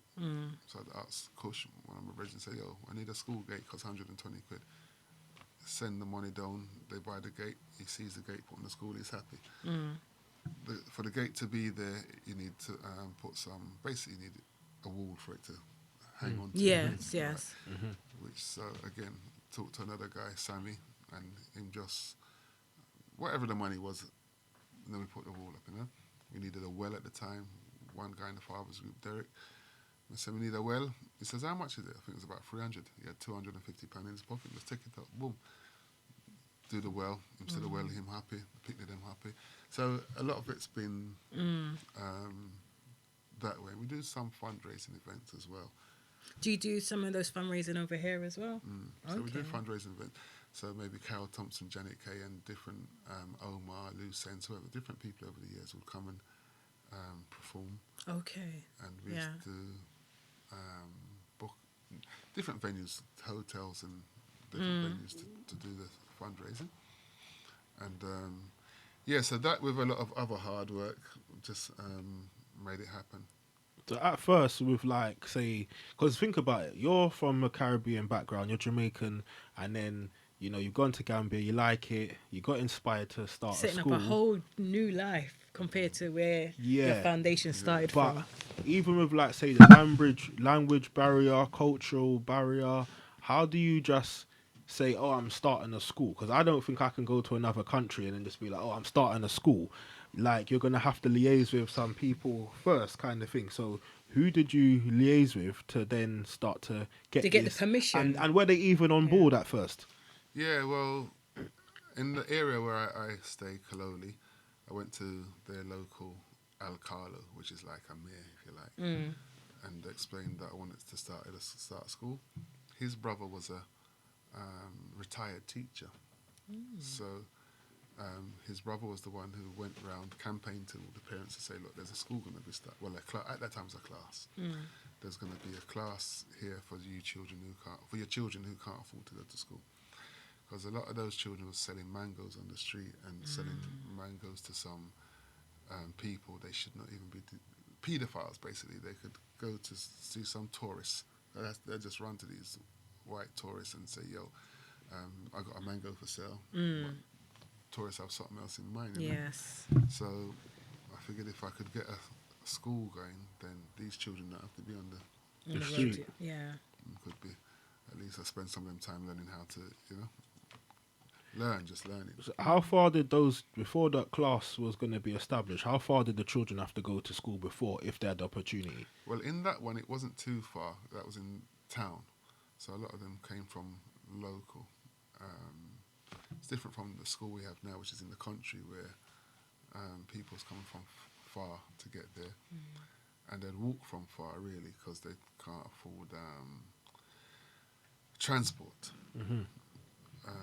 You're looking at, when we started the second school, Bojang Tamba,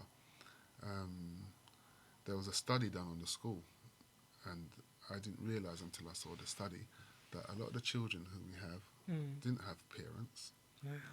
And a lot of them may have had a mother or a father, but when I say that, present in their life, possibly, but they could have come out of a relationship where basically this community is going to frown on that relationship. Okay. For whatever reason, you know? So And then some of the parents, they would leave the house before their children wake up. So those children would bring themselves, come to school. That's about 5-year-old and 6-year-old. I get up in the morning. And the reason why this was happening is because their parents never have no money to get them breakfast. So to dodge that whole conversation, the parents would leave to go and cut some firewood. And so it's dealing with all these little things that we're seeing. External things, yeah. And you have to... The additional things, I mean, yeah. And you have to deal with it, you know? So eventually, there's a guy in Brixton called Peter South, and he's a caterer. And one of my brethren, them, I know he's a man who can boss it when he's ready and champagne splashing and everything. He has his moments, you know. He has his moments, yeah. Peter, no splashing this year. Then you need feed, you know. And Peter would contribute. And I just go to certain places to make sure the children were getting fed. Because we didn't have a food program at first. Okay. It was just the education program. Just education at the beginning. But once they started to get food, you'll see them turn up, and they pay more attention when they're not hungry as well. Yeah. Different from, you know. So, but it's all the whole thing is a process, because even to start the school, you go to the council of elders, let them know what you want to do. Did you get any resistance? Because obviously you're not born there, and then you've just, you know, sometimes like, who's this person that's come from abroad here? Yeah, no, I didn't get no resistance. No, I got a lot of encouragement there, and that's really that's what good. made it. At the time, we had a guy called President Jammeh. He was the last president in Gambia before this current one, and he would be very encouraging. So when we was there, I think about 25 of us went over there, and he made sure all of us had some honorary citizenship. And if you do something good in a Gambia and the president know about it, you might get a chicken. And if you do something really good, then they might send one goat. And if it's really, really good, then they must send a cow or two, you get me? So can I just ask something? Would you do this? Do we make curry chicken? That's curry exactly girl? what I go on. I don't know. Yeah, that's right. So Or do you have them as pets? No. So when they send it, this is for, because they're putting on a party, and this is for the children. Not children, but everybody, the whole village, the whole community, you know? So on this day, they like the party so much, they run it again the next year. And then party, they're not cheap, because you'll have musicians will come up and dance in front of you, for example, and then you might give them a change, and then the next set of musicians or singers, poets, whatever they come, you know? Yeah. And you just do a gesture. But after about 8 hours of doing that, it's Pockets dry. It get dry. Yeah. And then lucky the president man, his brother, came just in time with him long pockets. And as soon as his pocket's done, he just makes a sign, and someone gives a whole bag more for going in pocket. And, and I saw the sign I got, and they, but it's just really for them to say thank you for doing what you're doing, glad, and, you know. And so, and it's that appreciation really that helps you keep going, you know. But also, when you see the progression of the children, someone who, I mean, often I cry when I just see a child who couldn't speak a word of English before.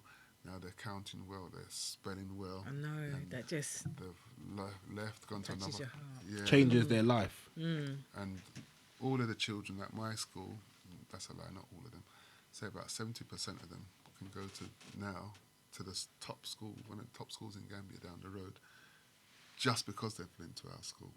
When I say just because, if they didn't have access to education, it was like a building block, wasn't it? That's right. Yeah. Because it's a primary school, nursery school, because in Gambia they don't have no nursery schools. The only nursery schools that there is foreigners who come and, whether it be a church or where, but it's a foreign money.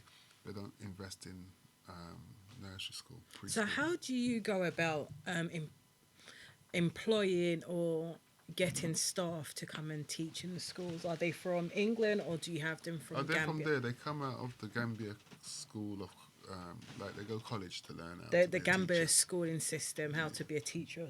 Okay. So they go and learn, and then, however, that wasn't always the case at the school. Okay.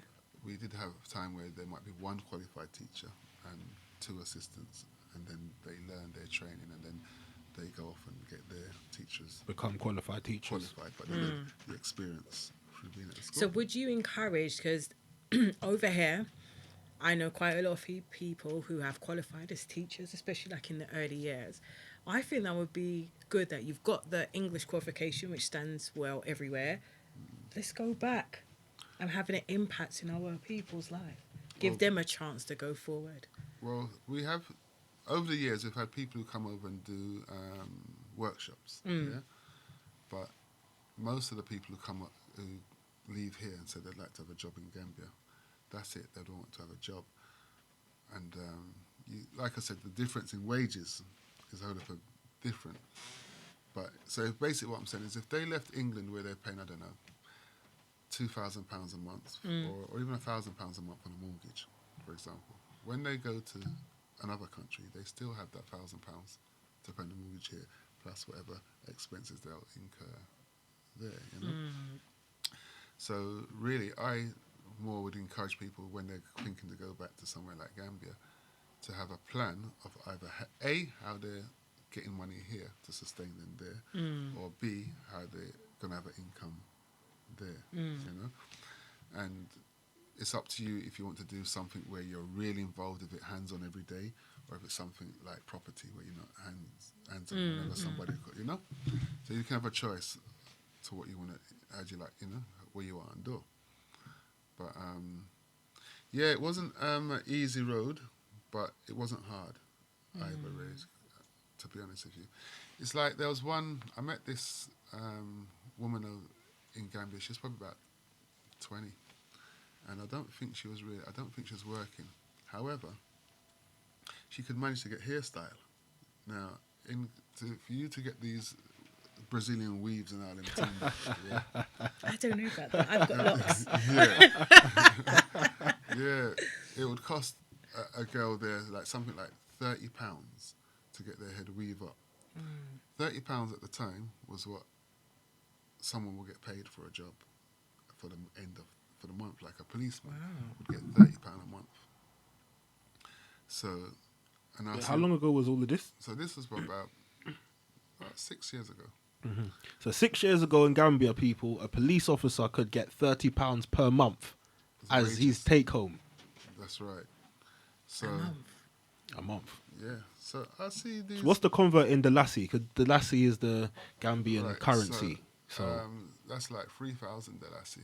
okay, £30 is 3,000 Delassie. I'm Okay. lying. 1,000 Delassie at the time was 20 quid. So it's like 1,500. Okay. So it's like 1,500 a month, but it's working out to be £30. Yeah. You see? So back in year 2000, that would have been a different set of money. Yeah. Right. Cool. Okay. So 6 yeah. years ago, the lady's Yeah. getting her hair done. Getting her hair done, and she's telling me she's paying, like I said, 30 quid to 30 quid. And she's got a bunch of friends and family. And then all of them, well, 10 of them at least, would go and get their hair done once a month. That means that hairdresser was getting 300 quid. Yeah. 30 quid is what the policemen get. The hairdresser, just for them 10, will be getting 300 on their hair. the Just for hairdresser's 10 getting- weaves. Wow. And so I told her that what she needs to do, she and her friends then, is don't go to the hairdresser for 3 months. Want to save that money and then open up your own shop, which she done. And now she's living in Nottingham over here. But she made money, rare, and now she live on Nottingham. And the point, and all of them, the little 10, they've done well. They've set up their other business and stuff like that. And I'm saying here, when people are complaining about the cost of living, this, that, and the other, if they came together on a project that benefits all of them, a win-win, yeah, they can change the scenario fast. Give us an example, because it sounds good, but we want to give them an example. So the listeners, because the listeners, they're enjoying this so far, but let's get some practicality here now. So there was 10 people who saved their money and didn't go to the hairdresser for 3 months, and then they've all, become something or created something. So what could 5 people or 10 people do here, for example? Good. So here, for example, I think if you're going to buy a house in London, I'd imagine you're going to need a deposit of, say, maybe £50,000 pound maybe. And so if 10 people was to put 50,000, split 50,000 amongst 10 people, what's that? Something like $2.5 each? 10 people, no, what's No. 10 people spending $5 grand? That's- Yeah, it's £5 grand. that's- £5 a month. Oh, sorry, £5 grand per person. I mean, sorry. For the deposit. For the yeah, deposit. £5 per $5 grand for a deposit on the average house in London. Yeah. So if 10 people just came together, put $5 grand, that's your deposit. Now, if it was a buy to let, then as soon as it's gone through the process, you'll be getting what's the word now? Basically, you'll be getting back. Yeah. You would have invested in something where you Yeah. can get some return. Get a return, basically, yeah.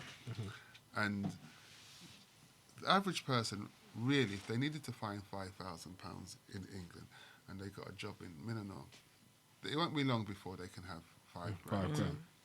I say if you put your mind to it and you really want it, you're gonna get it. That's it. You get me? And all you're just talking about is 10 people who, and even if you don't trust each other, that's what lawyers and solicitors are there for. Yeah. So it's not even a matter of trust. Then you could like each other, great. But even if you don't like either, just the fact you're doing it because it's a win-win. You get me? So, and there's enough people. I mean, growing up here in the 70s, I always used to hear that that's what Indians do. I think they still even do that now. Yeah, of course they do. If they ain't broke, why fix it? And this is stuff that we just need to, particularly us as a race, we're always finding reasons why not to do it. You just need to find a reason why Right. to do it and execute a plan. And stop competing with each other. I think that's one of our biggest downfalls, that you look at John, what John's doing, then you want to do just as better as John, and then the next person do is better. No one wants to work together. It's in too much competition. I mean, competition can be good, yeah. Just depends on what. What you know, kind of what type competition? But this competition is where we're not coming together. It's causing us to become even more divided. Yeah, because I mean, if you owned a coffee shop down the road and I wanted a coffee shop as well, personally, I'd say to you, between the two of us, we might, I don't know, need 100,000 cups for the year. Why don't we go together to the market, buy, and get a much bigger discount? That it's a win-win rather than the competition. Don't you know? So JUSCOOLRADIO.com provides exceptional standard to your video promotion and your audio promotion. Advertise with us now on the number +447 53. no worries. So Jay, to answer your question, if a few, I mean, I seen my daughter, for example, have a party, and the bar alone, just the bar at her party, must make no less than, say, maybe 30 grand. Just on the bar, by the time we see people buy champagne, buy this, buy that. Oh dear. And yet still, if all those people who attended the party decided, let's use this 30 grand and open up a nursery, or open up whatever. And like I said, just got solicitors, They'll do all the the- fine all the details. fine Yeah. All you need to do is find that change there. And that's not hard. What's hard for some reason is people just doing it, just execution. They talk about it all day. And I think that is really the difference between, say, myself and people like myself with the type of mindset, which is to execute. Because I will not stay around someone who's been telling me for the last 10 years that they're going to do A and that don't do it. They haven't moved towards it. And I don't have the time there. So it's good to be around like-minded people who like to execute. You know, you're meant to have a goal, have a plan, then execute the thing. There should be a time where you could talk about it, say, you know, what did we learn from that exercise or that project or that, you know, and how can we improve it, and then you move on again. But I've been a part of groups where people will have a meeting this week to say we're going to do this next week, and then next week you have a meeting about the meeting you had last week. Then there's a meeting about the meeting, and no execution. You know, no time for that. But I know overnight in this country, black people overnight can change their position if they just support each other. Just that. Do that. You change. For me, if I could imagine that if all the Chinese people and pizza shop and all these foods, if we decided that we was going to spend that at a black company, or you're going to buy the foods from a black company from the month, you'll be sending your children to university in no time at all because we're the biggest spenders, we're biggest consumers. Yes, we are. Yeah. So, but it's weird, and we choose to spend our money with people who hate us. That's the idiot thing about it. We choose to spend our money with people who do not like us, who have no goodwill for you. They'll take your money happily. Of course, because you're putting into their pocket, their community pocket. But anytime we decide to do for self and support self, and not support someone just because they're black, you have to support them because they have sense, like, they're a sensible person, because it's pointless you giving your money to them and they're going to now put it all in one bank that some other race is going to enjoy, rather than put it in a place where you can make more entrepreneurs, you give people a chance to, you can invest in, and I say we can do it ourselves. We must like this position we find ourselves in. Why are we still in it? That is true, because if you don't like something, you'd be fighting so much to go forward. So do we like it? That is a question. Yeah. Do we like where we are? We must. Otherwise, what's the reason for not coming together with some, And some people say, well, me not like that girl, or me not like that boy, so therefore I can't work with them. Fine, well, then find somebody you do like, you can work with, and you get on with it. But don't make that be an excuse why you don't do anything. I think that's what we do as a community. We've got too many excuses. Too many excuses. You can hear someone, they got the best plan, brilliant plan. So why haven't you brought it to pass? Oh, because too many excuses. Exactly. And this is, for me personally, my grudge with a lot of the church leaders, because within a black church, for example, nearly everybody's going to buy toilet paper and everyone's going to buy washing up liquid. So why don't you have a shop where everybody goes there? You can start employing people from the church to do the accounts, to do this, to distribute, whatever it is. But you now can start employing your own, if you don't mind. And there are some that do go to church who are in a very tight binding situation that actually would help them. If they didn't have a job, if there was a shop running through the church, you've become employed. Exactly. And I don't understand, up to now, I don't understand why a lot more churches ain't doing that for the benefit of the congregation and wider community as well. And the wider community, yeah. I don't really like to see one church leader, him alone, have a Rolex watch with him alone driving a Rolls Royce. It's got then if he's driving a Rolls Royce, we all should be. Yeah. No, and but we it's should. Not hard. It's not hard if coming together and spending amongst each other, not being consumers, Yeah, that's good. That's good. And I do think, because we have got a wide community of people who listen to Just Cool Radio, and then we've got a wide community of people who tune into Evening Talks. So for anyone who's listening right now, who is a part of, a church, for example, have some discussions, with your church leaders, ministers, and see how you can put practical things in place to actually help build the church, because the people are coming to the church, and people may need help, people may need direction, they may need so many practical things, and we want to be all-rounded, don't want to just cover emotional and spiritual, for example, but on the practical, some people need something to do. Some people are unemployed, but they have got loads of skills. For example, you've got many overqualified people in a lot of places, where they can really help. Sorry to cut you, Jordan. You've got some elders who may have just retired from work. Their kids are grown. And, working all these years, they may want something to do. You could offer I don't know, babysitting service, assisting So with the many children. things. Their So their many grandchildren may be grown now. You might want something to do. So many There's things. different ways we can help each other. So many things. So many things. So many things. There's so many things that can be done. But it's very true, especially with the mega churches, so to speak, you know, the ones that are really big congregations, 3 services a day and stuff like that, for argument's sake.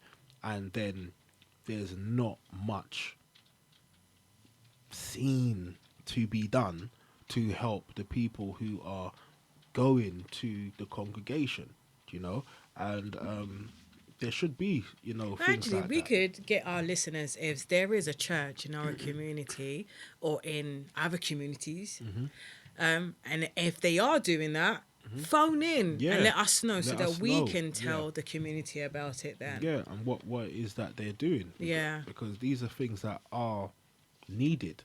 Because even like my dad was saying, just like, you know, shops and stuff like that. I've seen a few churches have shops now, and stuff for like, you know, they might have juices, crisps, you know, little snacks, and stuff like that, or even, you know, food and stuff like that, that, you know, can be purchased. But outside the church, I'm sure there's some off licenses. Outside the church, I'm sure there's a Tesco Express or Sainsbury's local, for example. There's, you know, things like that, and you're just gonna go there and then just spend the money with them automatically, rather than, you know what I mean, Have your own. have your own, and then those funds can be, you know, reinvested again. And it's like we've had the conversations recently, Marie, about that within the Jewish communities, how many times the pound Yes. stays in their community before it leaves. It's many times. I have to research it again. I don't want to get it wrong, but from what I believe, it's about 19 times. A pound stays in the Jewish community 19 times By the time it before comes leaves. out, it's washed out. Yeah, the pound stays in the community many Yeah. times. A lot of people benefited from that because they've got the principle of spending, you know, within their own and helping their own. So I don't see why we love to just go everywhere else. I mean, even me, I'm guilty of it. There's sometimes I'll be hungry. I'll go to a certain place that's local. Your and boss then man. I'm like, hi, brother, how's it going?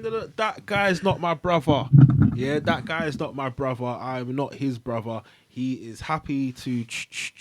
Yeah, I'm sure he wouldn't want anything to happen to me, you know. But when I really check it, it's so I can keep spending money with him. Yes, Let's yeah. just keep it. Let's call a spade a spade. Yeah. If something happens to me and I can't physically go in there and spend money with him, he'd be upset. Because when I go in there, oh, how's the family? How's the family? No, you're asking how the damn family is because you know I'm buying food for all the family. Simple. Yeah? You might even recommend something for the family. Yeah, if something happened to the family, then guess what? It's only going to be me buying food. You understand what I'm saying? So, when you really check it, yeah, it's like we need to really be doing better. You know, we need to be doing better. But you know what? I did want to touch on this quickly because we've only got about, I think, 12 minutes left or so, 15 minutes left. But my dad used to say to myself and my siblings, always, like when we were little, yeah, spend with a black man, spend with a black man, spend with a black man. And we used to think, is this guy racist or something? Like, why is he always saying spend with a black man? But he was breaking down what he just broke down just now. The more we help each other is the more, you know, we're going to grow. Do you know what I mean? Yes. So, like, let's say, for example, he'll pick us up from school and then be like, oh, what do you guys want to eat? Oh, we want chips or we want, like, or whatever we want. He's like, okay, cool. What about a patty? That killed your childhood Do you dream. understand what I'm saying? But he will say that because he's saying we're gonna go to, and it'll be local, you know, restaurant that he knows, and he'll buy us some patties, yeah, or something else. And to be honest, when I grew up, by the time I was in like college, I never used to eat food outside of like the Caribbean cuisine very often. Like it was rare. The odd pizza or the odd something, but it was rare. If I could help it, I'm gonna have a Caribbean. And then I thought, my gosh, I'm spending so much money on box food, yeah, because every minute I'm just at box food, box food, box food, box food. But I was, learning the idea of putting the money into our community. But then on the flip side, then now, when my dad would have like an event, like a fundraiser or something, he would go with his merchandise or flyers or whatever, his promotion stuff to the same restaurant who he's been campaigning for us all to be supporting, saying, I'm doing a fundraiser for the school in Gambia or whatever the course is. I need Your support. I need your support. Yeah? So they would put it up in the window and stuff like that. Anyone who was reluctant, my dad never go back to them again. You know what I mean? Because it's like, I've been spending how much money with you. I'm not even telling you to put money in your pocket. I'm We'll just get saying your clients customers. need to Yeah. see this flyer What's in going their on? view. Yeah, for example, because it's advertising. Do you know what I mean? Sometimes you'd come to a negotiation with them about them investing within the project or some kind of thing like that, and then you see where people's mind is at. But when people start to listen, then they start to see, oh, it's actually a two-way street. Do you know what I mean? Because we're helping each other. Give you another example. One day, we're gonna go into another community's, restaurant now, and become a consumer.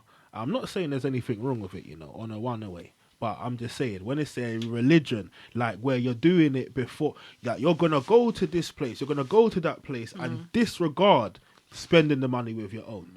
Yeah? Spending money with your own isn't an option. That's when I've got the problem with it.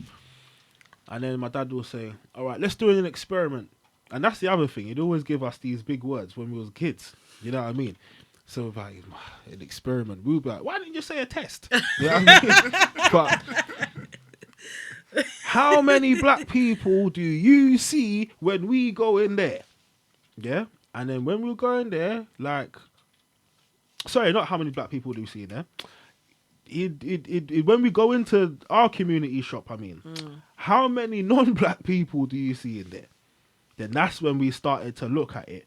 I think, I can't see the Chinese who I just spent £40 with. Can't see the Indian man who I just spent £40 with. I can't see the Italian man who I just spent £40 on a pizza with. I can't see that. But that's the thing. We weren't seeing them in there. We weren't seeing, and we go and box food often enough to see them. Because you're seeing people you saw in there last time. Do you understand what I'm saying? You're seeing the other regular customers. Yeah. And they ain't had no Chinese drop no £400 on them. You ain't seen no Italian. You ain't seen no. You haven't seen it. But so it's like, it's a conditioning that you see in the brain where we just go, oh yeah, I'll just go and buy this. I'll just go and buy that. Yeah. You know what I mean? There's not much thought that's actually going into it. But what I wanted to touch on as well is with your children, Daddy, as well. How deliberate were you in teaching them, certain essences of, the way you saw the world? Yeah, it was important to me that not just my children, but everybody around me, who I could share information with, I'd share it with. Because some people have gone to a great deal of trouble to make sure that we know as little as possible. Yep. And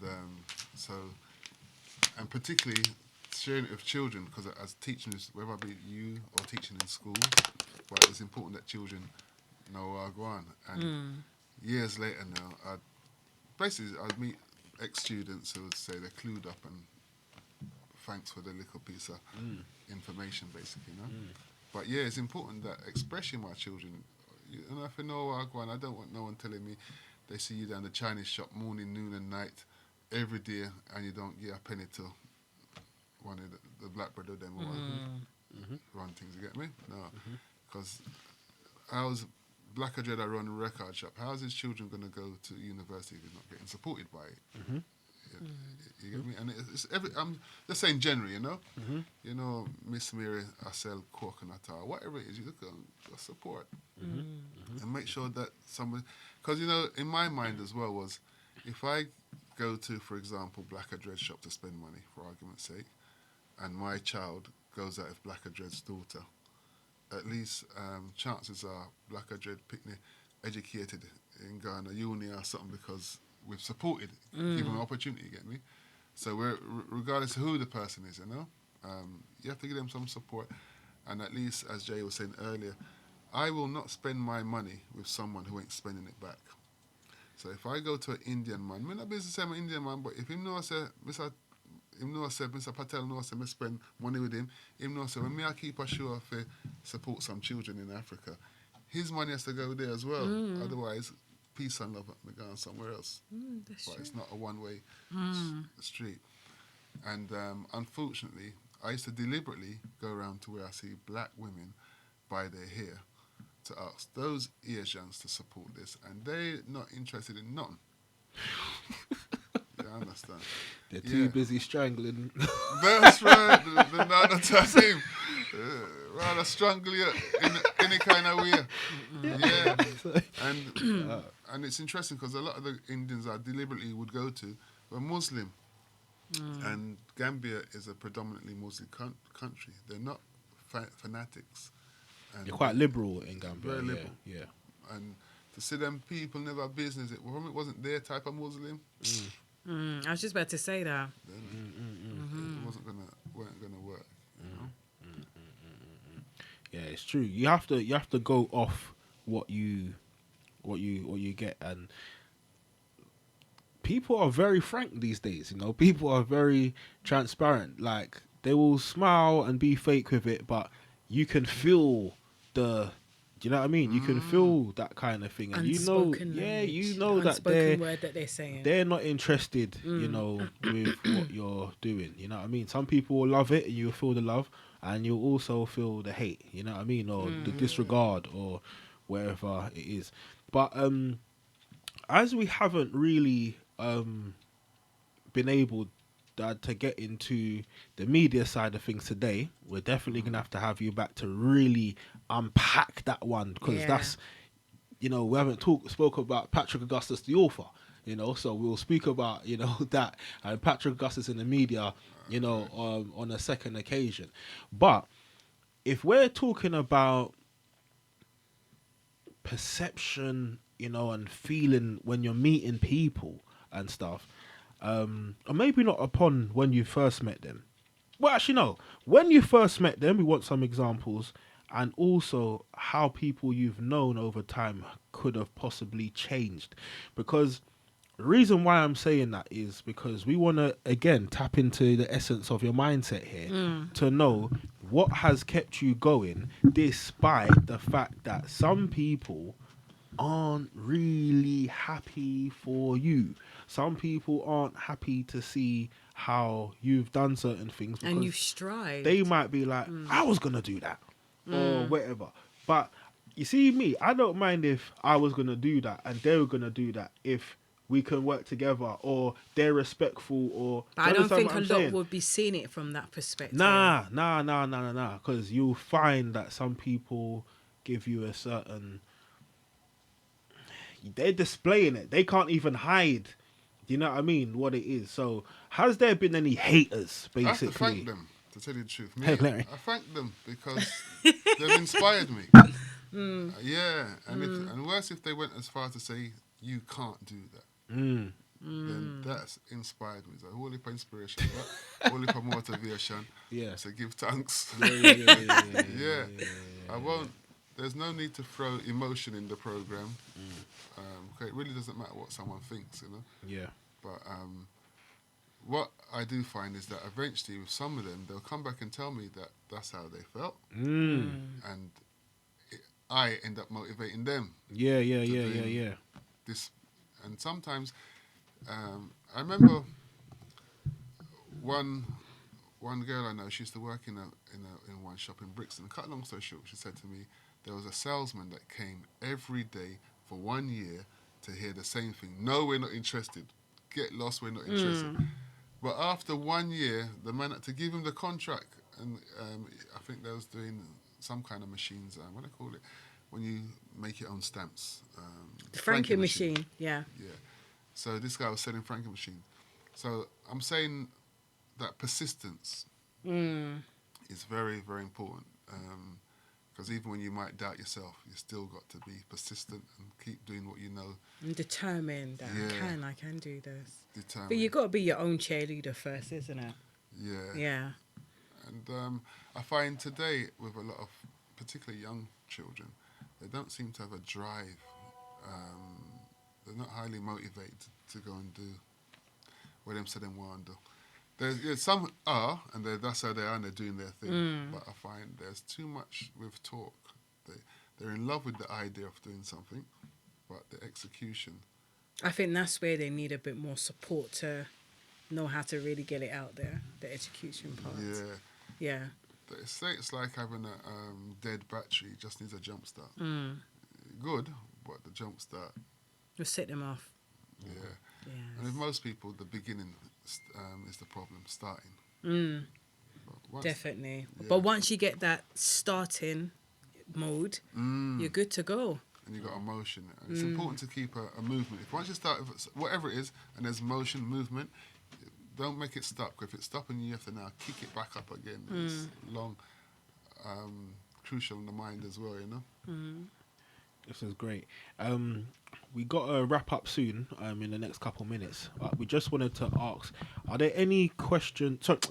Is there any tips that you would say to any young people or people who are a bit older about Gambia to give them a bit more insight? Because I'm sure from this interview now, people are going to start typing in, flights to Gambia. What can I do in Gambia? You know what I mean? So they may be looking at it in the sense of a holiday destination next. But then to start investigating about the place and what they can do there, you know, what kind of things would you say to them?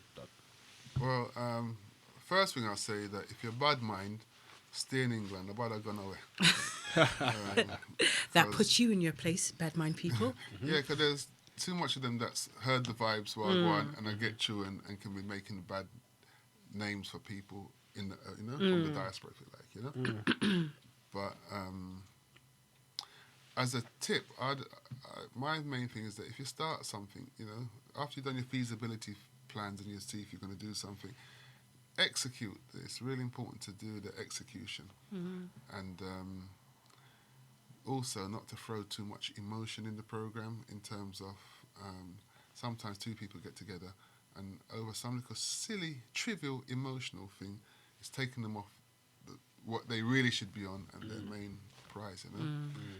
And it might be best sometimes to say less, because if talking is what gets you into trouble and talking is what makes you split up, then better you say less and do more. I know King Haile Selassie, he's got this saying where he says, rather than argue with someone, just use a shovel, go and dig some, because the time you did that, argued somebody, you could have been planting something that you're going to see the benefits from next week, or you get me? So just choose your arguments, choose your war, so to speak, and put your energy which part it makes maximum sense, you know. And win-win situations are important as well. It's important to, if you're going to do something where you can see both sides of the table can win. And it's important also to de-brainwash yourself, because all of us, myself, everyone including, there's enough de-brainwashing that Detox. Yeah. And even like, I used to hear thrown loosely, know yourself. Yeah, it's important to know thyself. And I saw one, basically there was an experiment where they took a monkey outside of Africa, put him in a flat in East London, give him rich tea biscuits to eat, drink some Thai food tea and all them things there. And he was totally disconnected from his people. Took him back to which part he'd come from. And then a lion was approaching him. And all the monkeys said in their language, hit the trees. But hear my son beard, because he's disconnected. Yes, You understand? And that is us here. That monkey probably didn't even know you could swing from one tree to the next, for an example. You get me? So there's a lot of things about ourselves that we don't know, we ain't been taught, because we've brought up in this country and disconnected from ourselves. And it's important to get connected with yourself. Definitely. And yeah, because there's a lot of things we might say is impossible, and you're in a different place, and those things are possible. A lot of stuff in England thinking it's impossible. When we go to other places, I realise these things are More than possible. just about anything. You know, there's enough things to say that We're gonna have to do a part 2. We'll have to do a part Definitely, 2. we'll have to do a part 2. Before we go quickly, how can anyone help donate or do anything for the school? Like, what can they do quickly? Well, you know, of all the things I bought here today, I've shown you both. That was the one piece of information that was left. So got. So what I'll do is when I'll give you something to put up on the screen. We can put it up on the screen. We'll put up on the screen how you can donate. We'll even put it on our Instagram as well. Yeah, we'll put it on our Instagram as well, and we'll put it up on the screen as well. The link that they can follow to donate directly to the school. Yeah, briefly, it's so as I said in the outset, I'm part of a fathers group, and there's 2 guys in that fathers group, Derek and Carl, that are running the administration part at the moment. So I'll put up their information. That would let you know how you can sponsor a child. It's £70 for a year, which covers their teaching and their uniform. And that's the basic, £70 for a year. And you can always get the reports and all the information you need to know about the child. You can find out about the child as well. So I'll give that to you to... Yeah, we'll put that up. So so you can send a one-off donation. You can sponsor a child at £70 per year. £70 per year. You can sponsor a child and change their future. You know, impact their education as well. So it has been an absolute pleasure. Like Marie said, we shall have a second edition, part 2, you know, where we can really unpack more of the work that, because there's Patrick another Augustus has segment. done. There's another segment that we haven't covered. Haven't got into yet. You know, the we part saw that it actually, I must say, I was in shock when I found out that Patrick was Jordan's dad. I was like, wow. You want to show I was them like, I've what- heard that name before. And Jordan said it so calmly, like, yeah, and my dad is. So calm. Yeah. Well, But on that note, we're going to wrap up. yes, we want to say thank you for joining us again on Evening Talks. And we will look forward to seeing you live next week, Thursday. That's right. Live. So you have a blessed week. Take care. And make sure you have a productive week. Jordan? Everybody to drink water. And drink loads of water. Oh, dear. All right, cool. Yeah. Sorry The about mic's going on, around, but I drank a lot of water today, and I normally don't drink water. I'm ready. For the very same reason. That's fine. That's The mic's on. Marie, are you ready? Hey, Jordan. Are you ready? I'm ready. I don't know if they're ready though. Well, let's see.